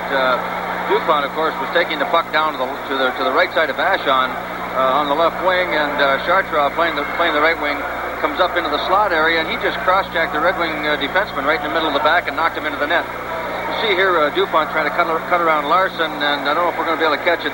You just see the stick come in beside Vachon. We didn't really get a picture of it, but there he goes now flying into the net after the cross-check by Chartrand. But a real bad penalty by Rick Chartrand with the Canadiens down 4-1. They really can't afford to be short-handed and going down 5-1 at this point. Time of the penalty, 16:31 of the second period, and the Wings are on the power play, leading at 4-1. LaPointe drills it back into the Red Wing end. Vachon leaves it for McCourt. McCourt to Nedomansky. Big Ned flying up over center off to LeBron. LeBron takes it behind with LaPointe. LeBron now to Willie Huber. Huber to Nedomansky on the left side. To McCourt. McCourt to Big Ned. Nedomansky shot knocked down. Gets it back. Backhander knocked away by Sevigny. And the shot is wide. Foligno in behind. Out to McCourt. McCourt can't get it to lay down to Huber. Huber's shot is wide to the left. McCourt drives it back now to Foligno. Back to McCourt. He keeps it in at the blue line. Back to Foligno. Polino gives it down to basket. Shot on his stick, saved by Sevigny. Huber on the right. Back to Polino to Danamasky. The sliding shot goes back. LeBron couldn't get a shot down. Oh, it was right there, but LeBron couldn't get his stick on the puck. 50 seconds left in the Red Wings power play. 2:16 left in the period. Red Wings lead it 4-1. Here comes Polonich. This has been a tough little line tonight. Here comes Polonich on the right wing. He left the puck, however, in center ice. And Huber kicks it back now to McCourt. McCourt gives it to Hicks on the left. Back to Dale. 27 seconds of power play time left. Here comes Sobchuk. Dumped into the Canadiens' end. Sevigny sweeps it to the far side. Kicked around by Polonich. Dug out on the far side by Hicks. Hicks out to the right point. Huber trying to keep it in. Bounces loose. Goes to center. Houle pinning Huber to the boards. And puck picked up by Hicks. He tries to get it off to the near side. 4 seconds left in the power play. Goes into the corner. Hicks goes in there. Puck is loose, and the power play time is expired. Long shot is knocked down. LaPointe along the near side. Long keeps it in. Long off to the right to Polonich. His shot is knocked down by the defense, and it comes out to the left side. That's Sharkraw with a shot from just inside the blue line, deflected up into the seats and out of play. Well, some great chances by the Wings. This guy Sevigny has really played well here in the time that he's come in since the start of the second period. This game could be about 6 or 7-1 at this point in time. But there's more Red Wings hockey coming up here at Olympia. It'll be the Winnipeg Jets on Wednesday night, December 5th at 7:30, as the Jets take on the Detroit Red Wings right here on TV. We hope you'll be able to join us. Bobby Hall will be back in town, and sure everybody will want to see him. Well, the Golden Jet. Just coming back, Larry, making a comeback. It's taken him a few weeks to get back into shape, but I guess he's starting to go again and still can put the puck in the net.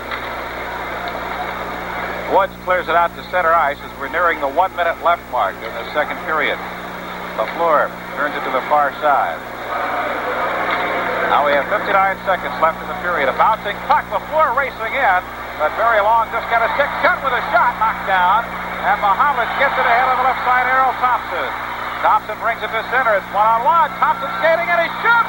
Sevigny made a fine save as he got the puck between the pads and squeezed it there. Fine effort by Errol Thompson. Well, a real good rush by Errol Thompson after taking a pass from Mohammed down in his own zone. He came down on a 1-on-1. Made a couple of real nifty moves, put it between the stick and the feet of the Montreal defenseman, and a big save by Sevigny again. Here we see Thompson coming in all alone in a 1-on-1 with Brian Engblom, and he makes a real nifty move right here. Brings it back across underneath the stick, and on one leg gets a shot away, and a real big stop by Sevigny. Face off to the right of Sevigny. Woods taps into the corner. Chased by Savard. Long keeps it into the left point. Lines up, shoots. And a stick save sails up into the seats off Sevigny. Bunny LaRocque started this game in goal and gave up 4 goals in the first period. And this man, Richard Sevigny, has kept the Red Wings off the scoreboard here in the second period. But I'll tell you, he has been tested. Well, I'll tell you, Larry, if he hasn't been starting up to now on this performance in the second period here alone, I'm sure that Bernie Jeffriano will be starting this young man more. Long fires it to the corner. We have 23 seconds left in the second period. Tipped into the Red Wings' end. Thompson chases it. Picks it up before it crosses the line. Comes flying out the left side. Thompson to Mahavlich. Goes against the near boards. Goes back into the Red Wings' end with 6 seconds left in the period. Larson picks it up. 2 seconds. Larson in the corner. That's the end of the second period of play. With the Red Wings leading it by a score of 4-1, and that is a total of 3 very fine periods back-to-back posted by the Red Wings. The one against the North Stars, the final period of that game, and 2 here this evening. There was only 1 goal in the second period, and that was scored by Guy Lafleur, who recorded his 19th goal of the season. That came at the 14-15 mark, an unassisted goal to make it a 4-1 hockey game after the Wings had led 4-0 after the first 20 minutes. Just 3 penalties in the second period. Polonich went off at the 53-second mark for interference. Lafleur paid the price for a hook at 10:43, and Chartrand went off at 16:31 of the second period for cross-checking. So we've completed 40 minutes of play as Bernie Geoffrion follows his troops into the clubhouse, dressing room, if you will. The Red Wings leading it 4-1. The second sneak preview for the month of December over On TV stars Diana Ross and Richard Pryor in The Whiz. Let's take a look at a featurette on the making of this film.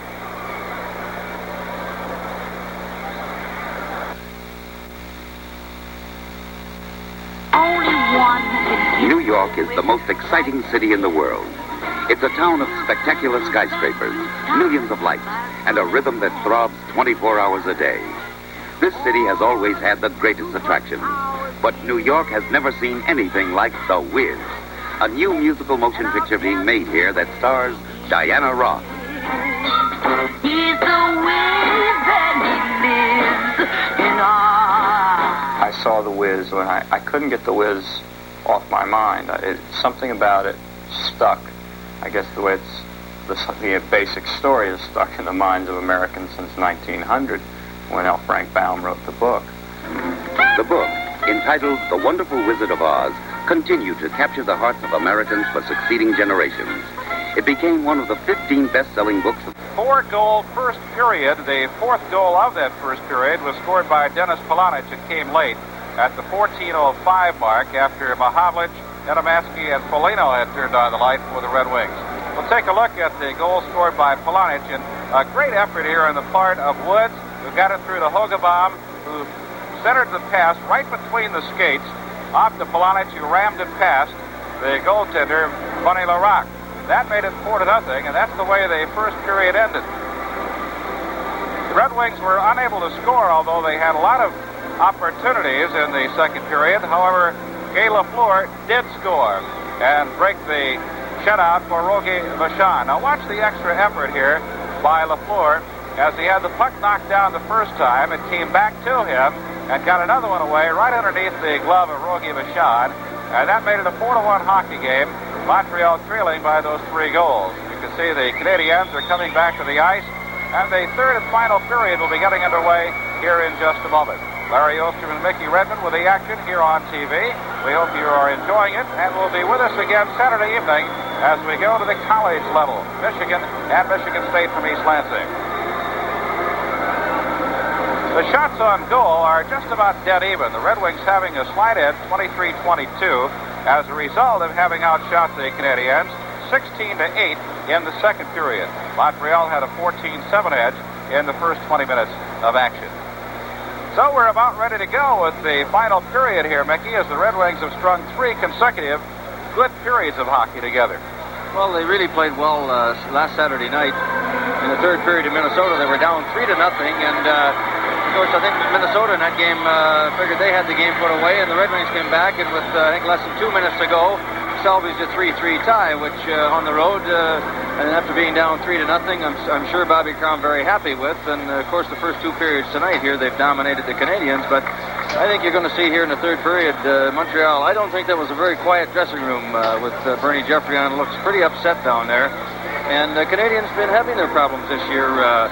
They're not accustomed to losing so many games so early in the season, and I believe already they've lost 6 hockey games, and so Geoffrion's certainly going to have them fired up, I'm sure, in this third period. Rogie lost his shutout in the second period. Now it's a matter of win the game. As you mentioned, the Canadiens are off to a rather slow start, despite the fact that they're leading the division. They have lost their last 2 road games going into tonight's game, and this statistically is the poorest start for the Canadiens in the last 5 years, when they went 10-5-7 in their first 22 games. I think there are a lot of teams who would accept the 10-5-7, but that is a little bit less than the Canadiens are looking for. Well, I think they are hurting in goal, Larry. They got Dennis Herron in a trade from Pittsburgh, which to a lot of dismay of a lot of general managers in the league, Pittsburgh giving up Herron, who was one of the better goalies in the league. Montreal was caught a little bit with Dryden retiring, and I don't think they felt that Bunny LaRock could carry the full load 80 games. And they made a deal with Pittsburgh to get Dennis Herron. Unfortunately, he's been injured and is going to be out for a little while. But I think Larac, just not an 80-game goaltender. I think a real good backup goalie to play 30, 35 games. But so far in his career, he hasn't had the opportunity to be a number one goaltender. And of course, I'm sure he would like to get into that position as well. But he hasn't looked real sharp here tonight. But again, I don't think he had a lot of chance on any of the goals, really. A couple of lucky goals, wings bouncing the puck in from behind the net off his skates. And you really can't blame Larac. But Savigny has really played well coming in for Larac in the second period. That point you made about obtaining Heron is an interesting point, too. There are a lot of general managers felt, hey, maybe we've got the Canadiens right where we want them, and all of a sudden they wind up with another good goaltender in Heron. No question about that. And rather than having to go with someone like Larac or Savigny throughout the entire season. Third period underway, as you can plainly see. The puck is tapped in behind the Red Wings net. Bouchard tries to sweep it away. It comes loose on the near side. And Dennis Polonich skates in along with Shutt. Shutt breaks it out. Picked up. A shot by LaRouche. Knocked down. And it's just wide to the left on the second attempt. And Polonich brings it out. Polonich, big check by LaRouche. Brings it up over the center of the ice. Into the Canadiens' end. Throws it around behind. LaFleur goes to the far side. Hogenbaum kept in by Long. His shot is deflected wide to the right. Polonich bangs it off the board. Picked up by the Canadiens. Shutt clears it out to center. Now it's tapped back. Loose at center. Polonich picks it up. Polonich to the left side to Woods. Woods fires it back in the Montreal end. The Red Wings are changing now, but we'll get an icing call. We'll come back down to the Red Wings end for the upcoming face-off. Well, Montreal, I'm sure, would like to force something to happen here in the early in this third period, Larry. Being down 4-1 for that hockey club, a 2-goal deficit, if they could get it to 4-2, is not a great disadvantage for them.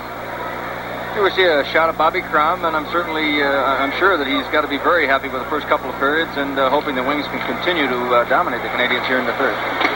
A deflected shot from the right point sails off the glass behind. Houle throws it behind and off to the far side, taken by Engblom at the right point.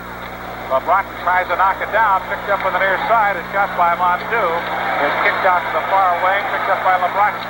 LeBron brings it to center. LeBron trying to split the defense, it's knocked away and picked up by Langway. Now comes back to center ice. A pass intended for Houle, got it through, and it bounced off Wilkins. The shot pads and went into the net. Well, there it is, Larry. That's that goal the Canadiens were looking for. Really didn't look like a dangerous play at all, but I think we mentioned earlier, here's that line of Houle, Mondeau, and Geoffrion, and that's a big goal for Montreal. They're right back in the hockey game now. We're going to see it on a replay, and really a 2-on-2 break, and nobody thought anything was going to come of this, but the puck gets tied up in the feet of Willie Huber, and it gets poked through by Mondeau, and Réjean Houle just came in and just deflected it up over top of Rogi's right shoulder. Very lucky goal for Montreal, but certainly puts them back in the hockey game. The 10th goal of the season for Houle comes at 1:43. Yes. 1:43 in the third period. Assist to Mondeau and Geoffrion. That makes it a 4-2 hockey game. Red Wings hanging on to a 2-goal advantage now early in this third period. And we'll come back to the Red Wings end for the upcoming face-off. I think we're going to get a chance to see this goal again, Larry, on the replay. Very, very, very innocent-looking play. Here's Mondeau come down, tried to make a pass to Houle. The puck got jammed up and sliding on through, and there's Houle just come in and deflected it. Rogie, of course, had already committed himself to stopping the puck sliding through, and Houle just got enough on it to put it up high over Vachon's shoulder, and 4-2 hockey game. Pierre LaRouche in with a face-off with Dale McCourt to the right of a shot. Picked up by Foligno. Out to Thompson. Thompson dumps it in. Savigny has played outstanding in front of the pipes for Montreal. Now the Red Wings bury along. Moves it ahead to Mahavlich. Mahavlich dumps it in, but Foligno has preceded the puck, and Foligno's a little unhappy. So we come back to center ice for the face-off. Well, Pete Mahavlich has played a real whale of a game for the Red Wings tonight. He's been all over the ice, has 1 goal already, and trying to set up Mike Foligno, who also has a goal tonight. And Harold Thompson, of course, assisting on Peter's first goal. But this line has played very well tonight. And, of course, Big Pete, he's got to be going, carrying that puck like he's been doing all night for this hockey team to win some games. Vahavlich and LaRouche at center ice.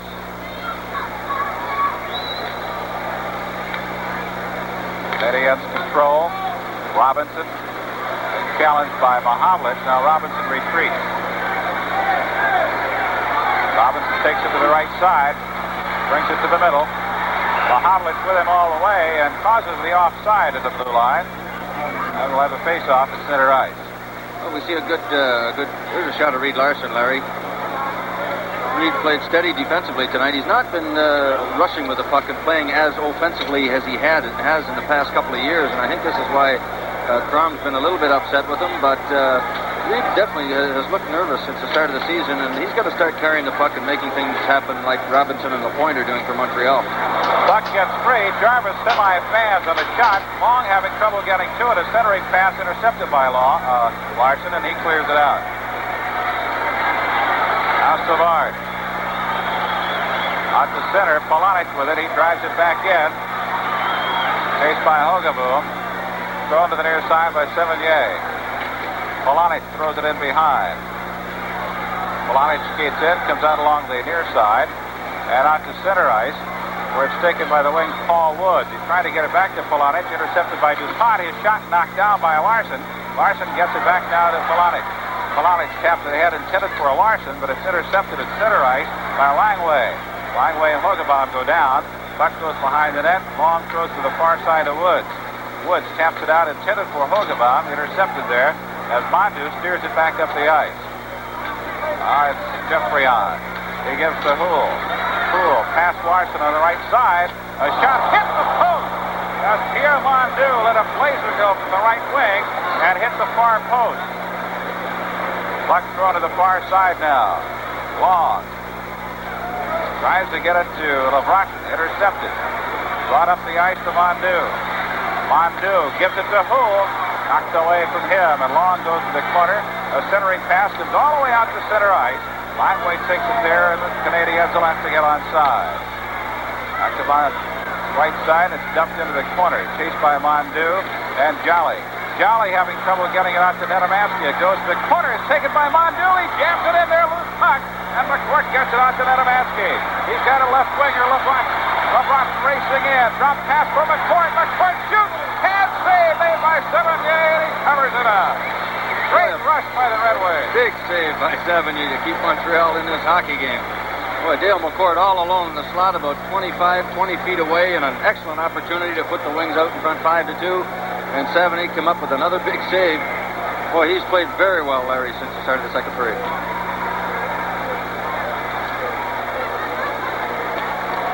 Here we see the replay of Mondu's shot that beat Vachon on the glove side, the stick side, and flanked off the right goal post. Almost a 4-3 hockey game. Back to live action now with 15-17 left in the hockey game. The Wings protecting a 4-2 lead. Puck picked up now by DuPont. DuPont has it knocked away by Netamansky. Netamansky goes back to pick it up in the corner. Moves it off to the far side now. Bounces off something on the backboard. And the shot hit the post on the left side. Oh, I'll tell you. Guy Lapointe really let one go. But he hit the post. And nothing was happening. Now Netamansky circles back to his own blue line. Tries to get it ahead. And we've got a whistle. We're going to get a penalty. I'll tell you, just an outside pass, Larry, but I'll tell you, Rogie Vachon's got his two best friends out there tonight, and those are the goalposts. I think that's the fourth time that Canadians have hit the post that had Rogie beaten cleanly. Here we see the shot by Lapointe. Almost the same place as Mondu on the stick and glove side of Vachon, and bang, right off the goalpost, and another big break for the Wings. That's what those posts are there for. They aren't there to hold up that crossbar. Goaltender will never say they're not part of his equipment. Pass intercepted. A quick shot by LaRouche is deflected up into the seat. I'm quite positive that 4 times that the Canadiens have hit the post tonight. 3 on the right and 1 on the left. There's some of the Red Wing faithfuls in Olympia here tonight, looking a little bit down at the point. Montreal kind of putting some pressure on the Wings, and the Wings kind of just holding on at this point in the third period. What the Wings really need right now is a goal to get a little bit of momentum back that they may have lost. Polino knocked off the puck by Engblom. Was in behind the net. LaFleur starts it up the ice. Thompson can't handle it. Picked up on the right by Shutt. Shutt moving out in front, but can't get a shot away as he's ridden off very nicely on the far side by Greg Jolly. Now it comes back to center. It's Thompson. Thompson drops the pass to Jolly. To Thompson. Thompson throws it into Polino one-on-one. Polino, good hip check back there, broke it up. Out it comes to Mahavlich in the slot. He tried to get it off to the left side, and it was broken up, but it's picked up by Polino, who's had a strong chip this time. To Mahavlich. Mahavlich has Thompson. Thompson with a shot knocked away. That comes out of left side. Got a penalty coming up here. And it's going to be a tripling call against the Red Wings, Mike Polino. Boy, Polino was really buzzing. I think it may be Peter Mahavlich, Larry. Mahavlich and Langway having a little session down there. And after all that melee in front of the Montreal net, I believe Langway was dumped, and I don't know if Peter really meant to do it or not, but Dave Newell there to call the tripping penalty, and he's going to go out for 2 minutes, I believe. Well, somebody's got to go. Mahavlich is arguing. It looked for a moment as though Polino was going, then Thompson started over. Mahavlich is arguing, and Polino is going. You were right. You were right. It is Mike Polino, and Peter, I guess, arguing about the fact that it really wasn't looked like a bad penalty, but it is a penalty, and Dave Newell was right on the spot to call it. So here's Montreal now trailing only by 2 goals with 13:42 left in the third period, and I think you can see, Larry, the Montreal Hockey Club, since they've scored the second goal, is a different club. They're coming at the Wings from all angles now. Time of the penalty, 6:18 of the third period. Polino off 2 minutes for tripping. Mahavlich is shouting out to Barry Long about something. Long, let's another look at the penalty. We're going to see the replay here, Larry. There's Polino and Langway, and there's the foot going out. Mike Polino sticks the foot out, and Langway goes down, and there's Newell right in front of the camera there, and he was right on the spot, Johnny on the spot to make the call. So the Canadiens are on the power play, trailing 4-2. The right side, a shot by Geoffrion. Sails in behind, comes out to the left point. Robinson keeps it in. Knocks it off Poole's body. Now Larson gets it and clears it out. This will be a big penalty-killing role for the Red Wings here. If they can fight off the Canadiens, perhaps they can regain some of the momentum that could be lost here. Robinson off to the right side. Montu spun around and falls down. And puck is back in center. The Houle. To the right side now to Montu. Montu to the floor. His shot knocked down by Vachon. Geoffrion was camped right there. And the puck comes out to Robinson. And Geoffrion and Vachon are really going after him. A shot by Houle fails high. Oh, I'll tell you, there was a lot of action there. No penalties as Houle and Vachon were really going at each other. And the Red Wings fans are not happy about it at all. Here comes LaFleur. LaFleur with Mahavlich. LaFleur to the right side. Out it goes. A shot and he scores. And Pierre LaRouche makes it 4-3. Well, I'll tell you, there's going to be some unhappy fans here in the Olympia.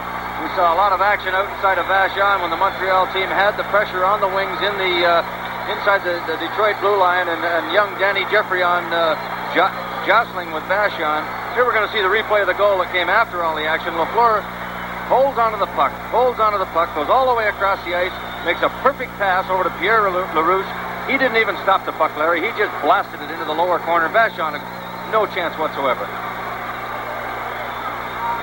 Here we're going to see, I think, a little bit of an isolation on LaFleur, who definitely is the big advantage on this power play. LaFleur holds onto that puck as long as he can. Of course, when he's got it, Montreal's definitely in a good position with a man advantage. And we don't see the pass to LaRouche, but just an isolation on LaFleur that shows you the kind of concentration on LaFleur's part to hang onto that puck as long as he could, and made an excellent play to LaRouche, who banged it in without even stopping it. Vachon, no chance whatsoever on the goal, and a 4-3 hockey game. That's the 16th goal of the season for LaRouche. It comes at 7:32 of the third period. The only assist belongs to LaFleur. Well, the fans, of course, still buzzing a little bit about the action in front of Vachon. they thought that Geoffrion should have been called for an interference penalty. Vachon was knocked down flat on his back in the net before the goal was scored. Mind you, he had a chance to get back up, but they're really hot at Dave Moule for not calling a penalty there. I kind of have to believe that the fans are right in this particular case. Vachon was really taking a beating, and Vachon was in the crease with him. Coming in on the right side now, shut, and he shoots it in behind. Now the Red Wings are battling for the lives. They've let a 4-0 lead virtually get away. It's now 4-3. Puck bounced off Polanich's skate, picked up by Anglo. Off the left side it comes now. This is Langway shooting it up to the right point. Lafleur with a shot. Hand save made by Vachon. Lafleur throws it behind. Centering pass intercepted by Huber. Now the Wings come out. Polanic on the right. Polanic lets it fly. Sevigny makes a stick save and then throws it to the near boards. Picked up by Sawchuk. A shot in the Sevigny's save steers it to the corner. Puck knocked up into the air and into the seats, and we have stoppage in play at 11:32 left in the fourth period. I'll tell you what, Larry, if Montreal, and it's, at this point I'm sure still a big if, being down 4-3, if they should come back, and even at this point in the game, I guess, I'd have to give full credit for this comeback to Richard Sevigny, who has played extremely well in Montreal's goal and kept the Wings at bay with only the 4 goals that they scored on Larocque in the first period, while his teammates were in the middle of making a comeback here. He's played extremely well. Sevigny had a 1.81 goals against average when he came in to replace Bunny Larocque, who started this game. Robinson chased back, moves the pass up on the near side of the pot. Again to the Wings end, Long tries to drive it up, was knocked down, and it's picked up by LeBron. Gives it to Nedomansky. Nedomansky shoots it out to center. This is coming off the boards right on target as Sevigny is forced to make a save. Savard throws it off the boards on the far side. Now it's picked up by Jarvis. Jarvis is stopped by Nedomansky. Shot to the right side. And a weak shot by DuPont doesn't get there. Nedomansky shoots it out to center. LeBron casing it. It's poked to the far wing now by Savard. Goes to the board. Out it comes to the right side. Knocked down at the blue line by Jolly, and offside is the call against the Montreal Canadiens as Jarvis was racing in on right wing. This is a shot at Doug Jarvis. Came out of Peterborough, out of the major OHA, and has been with Montreal for, I believe, 4 or 5 years, and a real good, solid hockey player. Not a big fella, just a little guy, only about 5'8" and 160 pounds, but certainly an excellent penalty killer for Montreal, and one of their strong points up the middle at center. Engblom with the puck for the Canadiens. Drills it to the corner. Vachon tries to stop the puck and has to throw it to the far side to Thompson. He's pinned there by Mondu. Out comes loose, and it's cleared out by Foligno. Langway shoots it to the far side to Engblom. Engblom into the Red Wings end. Long goes to the corner. Wrists it along to Thompson. Thompson tries to get it out to Mahavlich. And it does come to center. Poole. Along the left boards, the puck is shot at. Vachon swings it around behind. Larson tries to clear it out. He and Mondu pin each other against the boards. Finally flipped to the far side. A centering pass comes out to Langway. A shot hits the glass behind. Mondu goes to the far wing with Long. In behind. Larson with Poole. Left side to Langway. His shot steered away by Long, and it's finally cleared out ahead to Foligno. Foligno's turned around. Foligno takes it in. Foligno with a shot. Sevigny knocks it down. Engblom shoots it out to Howell.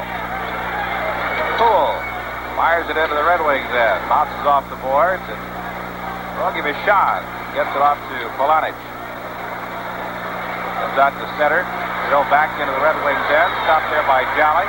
Jolly trying to get it to Hogaboom. It's knocked down and fired back in by LaRue. Now Polanic. Puts it up to center ice. Taken there by LaPointe. Now it's Polanic to center ice. Now the right wing. And a penalty coming up against the Montreal Canadiens. And it'll be a charging penalty, I believe, against Robinson. I think it's going to be Steve Shutt for slashing, Larry. Right from the start of the game, we saw Shutt and Polonich having a little go at each other, and right there, Shutt took an unnecessary swing at Dennis Polonich, just going down the right side in no trouble whatsoever. And Dave Newell, standing right there, blew it down, and he's going to get a 2-minute penalty for slashing. Here we see it right here as Polonich coming along the right boards. Very bad penalty for Steve Shutt to take with his hockey club down 4-3. We have 8:43 left in this hockey game. The Wings hanging on 4-3 with 8:48 remaining. 11-12 is the time of the slashing penalty against Shutt. On that play, Larry, Dennis Polonich really in no danger of even getting a good shot on goal, being squeezed out of the play by both Shutt and Robinson. And I'm sure Boomer Jeffrion, the coach of the Canadiens, is not very happy with that penalty that Steve Shutt took. Face-off will be to Severnier's left. Big Pete Mahavlich is in for the face-off, and we got a little delay here as Jarvis takes a stick over to Steve Shutt. See the Red Wing bench. Bobby Crom looking down toward the Montreal goaltender. Mahavlich checking out the time remaining, 8:48. And the Wings are in a battle now, leading by just the 1 goal. They're on the power play. Mahavlich gives it to Nedomansky. Big net. Shoots.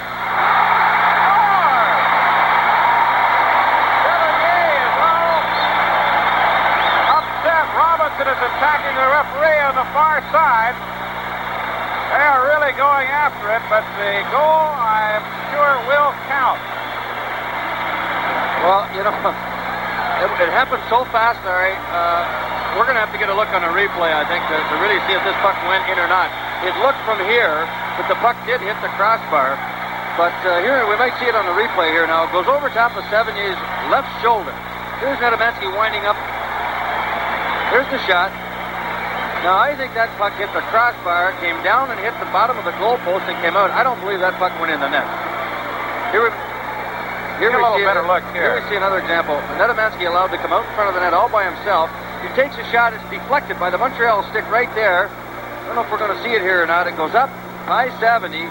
We really can't tell from that angle, but I really don't think that puck was in the net. Well, you can see the referee standing right there. He's got about as good a look as anybody. As it happened, he did not whistle a goal until the red light went on, and then he whistled it. But I don't know, maybe in a little bit here we can get a chance to see that replay from the back, the first replay that we saw behind Nedomansky, and that's the best angle we had to see if that thing went in the net or not. But from here on the replay, it looked like it hit the crossbar, came down and hit the post and stayed out. Here we see it here now. Nedomansky again coming out of the corner. Here he is winding up with a slap shot. The deflection off the stick, over his shoulder. Now, I can't really tell. I cannot really tell. It's behind 70 when it hit the top bar and came down on the post, so I guess we're going to have to just leave it up to the officials, and it's a 5-3 hockey game. Jeffrion, of course, very, very upset. He doesn't think it was in, and that's Nedomansky's second goal of the night, his 12th of the season. At the 11:21 mark, a power play goal with an assist to Mahavlich. They make it 5-3 Red Wings. That's a big goal that gives the Red Wings a little breathing room. Shutt fires it into the Red Wings end. LaFleur goes to the corner along with Jolly. They jam it up there and let it face off to the left. Rogi Vachon. Well, whether the puck really went in the net or not, Larry, doesn't make any difference now. It's immaterial, and I think we've got to go back and look at the penalty that Steve Shutt took, and it certainly cost the hockey club. Montreal definitely coming back strong, had the Red Wings on the ropes, and we got back to a 2-goal lead for the Wings. So the penalty very costly for Montreal. Face-off will be to Rogi Vachon's left. Pierre LaRouche is in with Pete Mahavlich. Long picks it up for the Wings. The Thompson on the left, lobs it up to Foligno, tipped away from him by Larry Robinson. Foligno gets it back. Foligno lines up. His shot is very wide to the right. He didn't get much shot at either. LaPointe goes to the corner. Mahavlich throws it back. Foligno picks it up. Out it comes to Thompson. Thompson is turned around just as he was trying to get a shot away. Good play by Guy Lafleur. Now it's loose on the far side. LaFleur has it. Puts it into the Red Wing end. Larson picks it up. Up it comes to Foligno. Foligno skates it up to the blue line. Skates it in. Turned around by LaFleur. Thompson taps it into the corner. Here come the Canadiens. Long pass is too far, and Long will take it for the Red Wings back in his own end. To Larson. The Canadiens changing on the fly as Reed brings it up the ice. Drops it into the Canadian end. Steered to the corner. Out it comes along the boards, and it comes to center ice. Paul Woods races back. Woods to Long. Get a long shift for Barry. Fires it in. Bouncing puck, Sevigny. Steers it behind the corner. Poole with a puck now. Coming up on the left side. Langway trying to get it off to Hull. A little too far for him. Poole and Long go to the corner. Puck is still loose. Controlled by the Canadiens momentarily, and Woods picks it up. Here's 3-on-2 to Polonich.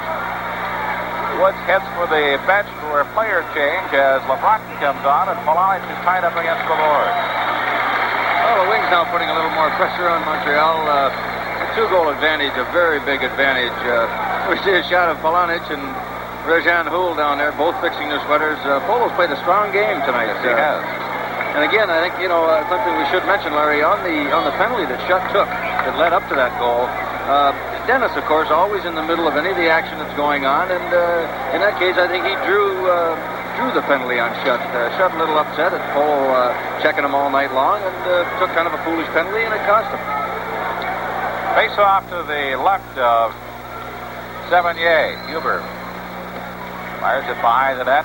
LeBron and LaFleur. LeBronson loses it. That's picked up by the Canadiens. The shot is picked up by Nedomansky. Here comes Engblom. Loses it. And it's LeBronson controlling for the Wings. A hit on the left intended for McCourt. And it's chased down by Langway. Langway fires at the length of the ice. Deshawn has to make a save. Leaves it for Jolly. Jolly intended for LeBronson gets away. Taken by Engblom. Engblom circles back to his own zone. Brings it to center ice into the Red Wings end, and Nedomansky knocks it away. Langway goes back. 5:50 left in the hockey game. The Wings lead the Montreal Canadiens 5-3. On the left side with the puck. Langway. Into the corner. Jolly for the Red Wings. Out to LeBron. LeBron returns it to Jolly as the Canadiens are forechecking pretty well at the stage. Huber tries to clear it out. Bounces off Chartrand. Now it comes out to center ice. Taken back in the Canadiens end by Savard. Fired into the Detroit end. Mahavlich in the corner. Out it comes to Foligno. Foligno tips it ahead. Out it comes to LeBron. One-on-one. LeBron takes the shot. Takes it to the right corner. Takes it behind. He goes into the deep corner with Robinson. Puck comes loose, and it's picked up by the Canadiens. Out it comes to center to Langway. Back it comes on the near side. It looked like the Canadiens may have been offside, but it's poked off Savard's stick. And Robinson goes back to his own end to pick it up. Larry Robinson, big defenseman for the Canadiens, coming up as he looks it over, throws it to the right. Turn pass, broken up at the blue line by Reed Larson. Mahavlich dumps it into the Canadiens end with 4:33 left in the game. Robinson shoots it up to center ice to Mondeau. Mondeau brings it into the Red Wings end. Into the corner. Houle throws it to the far side. Engblom is there. Has it knocked away. Picked up on the left side now by the Red Wings' Bill Hogebaum. Hogebaum chases it to the right corner. Taps it behind the net. Engblom goes over along with Woods. Trying to clear it out. It's kept in by Long at the left point. And Lapointe has to pick it up. Out to Houle at center. Houle into the Red Wings end. His pass goes in behind.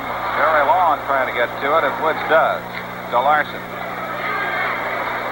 Larson brings it out to center ice. And the Red Wings are offside. Glenn Hicks was standing at the Montreal zone waiting for the puck to arrive. Well, the Wings now, of course, with a 2-goal lead and only 3:44 left in the hockey game, are going to be content to try and get over center ice, gain the zone, and dump the puck in and make the Canadians chase it. Montreal, I think at this point, the last couple of shifts anyway, have been having really one man rushing with the puck and each one trying to do it by himself. And, of course, the Wings doing a great defensive job against them and keep dumping the puck back into the center ice zone and keeping them away from Vachon. Montreal controls. Lapointe drives it in. Comes to the left corner. Polonich taps into the corner. Lafleur centering pass knocked down by Sobchuk. Loose puck and a shot by Shutt.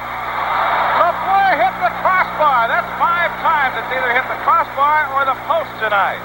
Out to Engblom. His shot knocked down by Huber. Polonich tries to clear. Engblom keeps it in. Now Shutt keeps it in. His shot knocked away by Huber. A backhanded centering pass intercepted by Jolly. Puts it right on LaRouche's stick. Polonich with him. Luke picked up by Sobchuk. Sobchuk throws it around the boards and it comes out to center ice. Now Engblom racing down along with Hicks. Engblom spun around. Now he gets it out to Lafleur. 2:55 left. Lafleur brings it to center ice for the Canadiens. Along the far wing, it comes out to center ice, and Larry Robinson picks it up. Robinson crosses the blue line, gives it Jarvis to Lafleur. He scores! Oh, what a pass! Boy, a beautiful goal by the Canadiens. Unbelievable three-way passing play between Larry Robinson, I believe Doug Jarvis, and Guy Lafleur. You know, Lafleur has had so many chances tonight, and just not 30 seconds before he scores this goal, he tips a shot over Vachon's shoulder and hits the crossbar, and you just can't give this guy that many opportunities. So the Canadians right back in the hockey game. Here we see a great move by Larry Robinson. Come over the blue line, make a nice play over to Jarvis, and bang, right away gives it to Lafleur, and he beats Vachon cleanly high above his crapper, and it's a 5-4 hockey game. Time of the goal is 17:20. That's Lafleur's second goal of the night and Lafleur's 20th goal of the season. Assist to Robinson and Jarvis. Now it's a 1-goal margin. Once again, a centering pass. Poole shot is deflected to the near side. The Wings have their work cut out now as Poole digs it out. Mahovlich goes behind, tries to clear it. Knocked down by Robinson. His shot from the point is knocked away by Thompson. Long tries to clear. Thompson can't get to it, but Robinson at the right point. Throws it behind. Comes to the near wing. Hogebaum trying to clear it out. It's kept in. Picked up by Mondu. Behind it goes to Houle. Houle centering pass and a shot and a score. And this game is tied as Savard ramps home the rebound. Rams it home following a fine centering pass from behind. Boy, they just don't stop coming at you, Larry. They kept coming and forechecking in the Detroit zone. And you just felt that something was going to happen here. And sure enough, we've got a 5-5 hockey game. Here we see the Canadians are bottling the Wings up in their own zone. We see Mondu, a good pass behind the net to Réjean Houle. He goes around behind the net, stuffs it out in front, and there's Serge Savard, who really had no right being there, but being down a goal with 2 minutes to go in the game, Savard is right parked up in front of the crease. Here we see it again. Savard coming in from his defensive spot, and he drills it into the open corner, and that's the 5th goal, and not a chance for Vachon on any of the goals. We got a 5-5 hockey game. Well, the game is never over. It's over. That's what Yogi Berra said, and he's right. Wings had a 4-0 lead.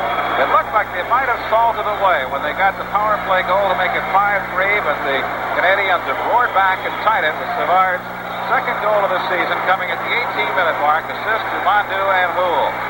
Well, I think we mentioned earlier the Canadians just never out of any hockey game. I mean, it's just unbelievable to watch the way they operate, and since they've gotten their second goal, Larry, they've really come on strong. Here's the replay again with Mondu back behind the net to Houle.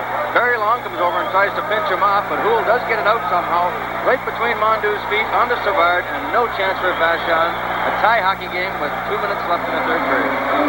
It looked like Long had the play stopped right there, but it did, and it just snuck out between Very Long and the goalpost, and you know, Savard coming into the slot area like that, absolutely no chance. And of course, as I mentioned, Savard really shouldn't be in that deep.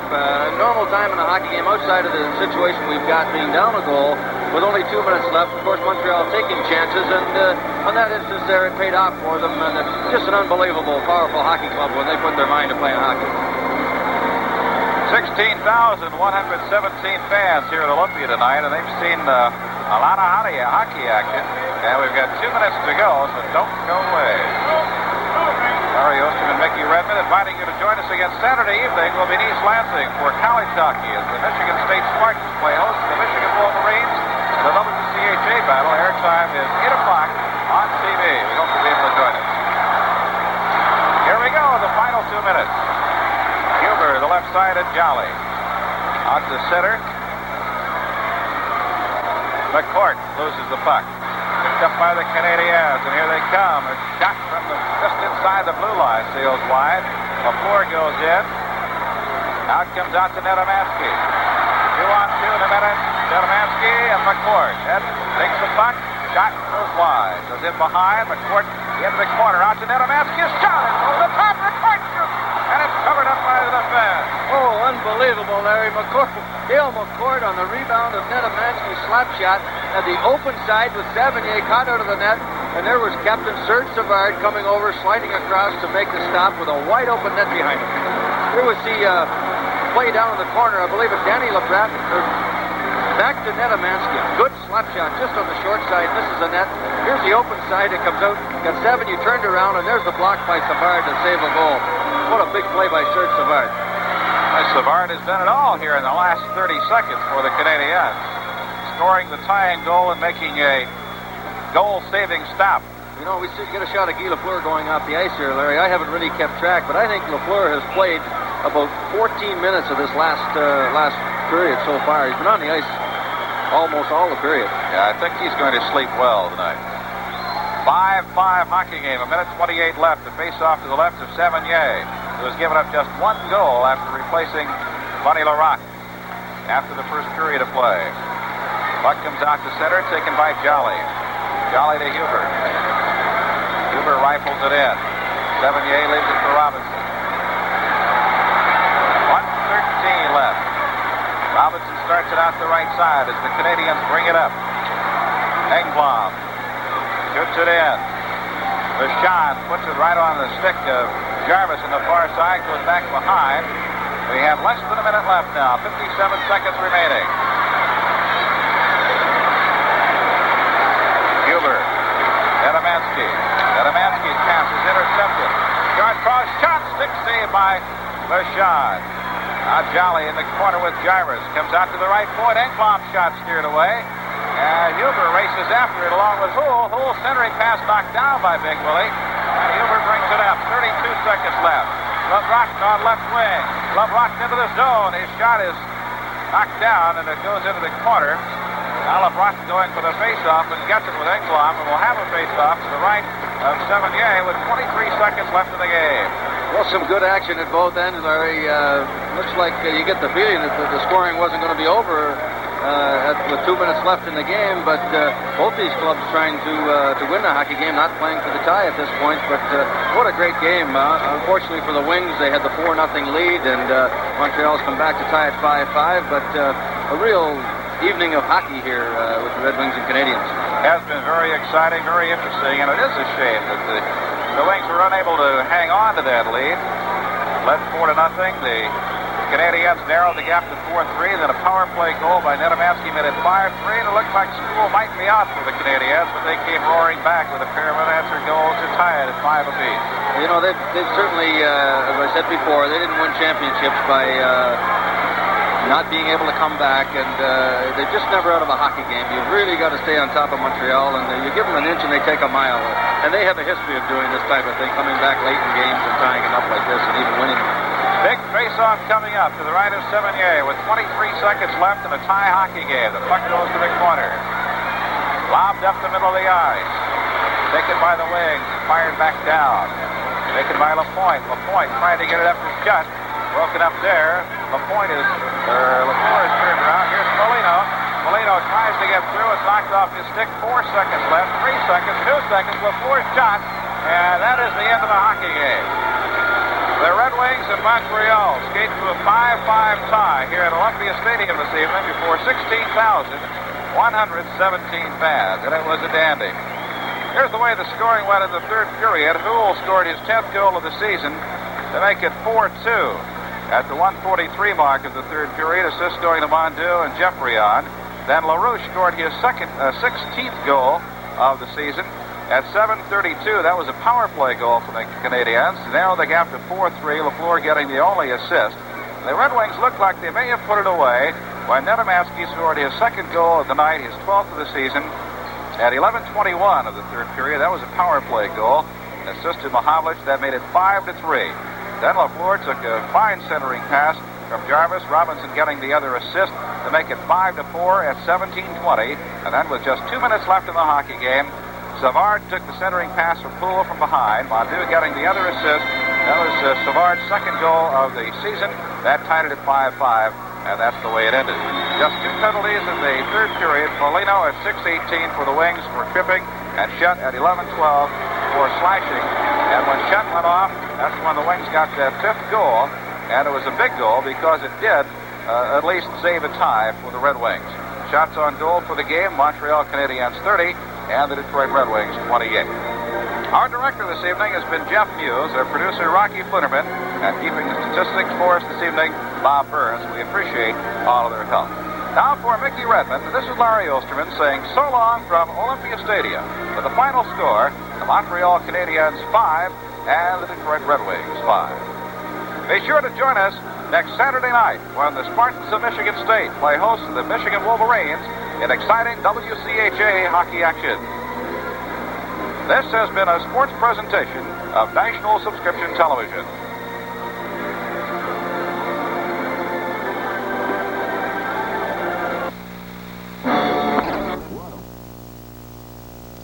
On the TV2 Eyewitness News Center, this is Newsbreak. President Carter talking tough again tonight on Iran. Millions of Americans watching the president on nationwide television. The president opening his news conference by saying he is proud of the patience and support shown by the American people during the crisis, but warning that Americans' determination may be even more sorely tried in the days to come. There's another plan for Chrysler's money woes tonight, a plan announced today by 3 senators, Chrysler critic William Proxmire among them. The current plan calls for $3 billion in aid, $1.5 billion of which the company, union, and suppliers would have to come up with. The new plan, which would be discussed tomorrow, will give Chrysler $4 billion. The Detroit Pistons lose again, this time to New Jersey, and Bud Wilkinson fired as the head coach of football's St. Louis Cardinals. And we'll have mostly cloudy skies with scattered snow showers all the way through Friday. Low tonight near 20, high later today near 30. We'll have more news, sports, and weather for you in the morning at 7 o'clock on Good Morning Detroit. Today, see Robert Conrad at 4 on The Mike Douglas Show. The CBS Late Movie will be seen in its entirety following this CBS News special report.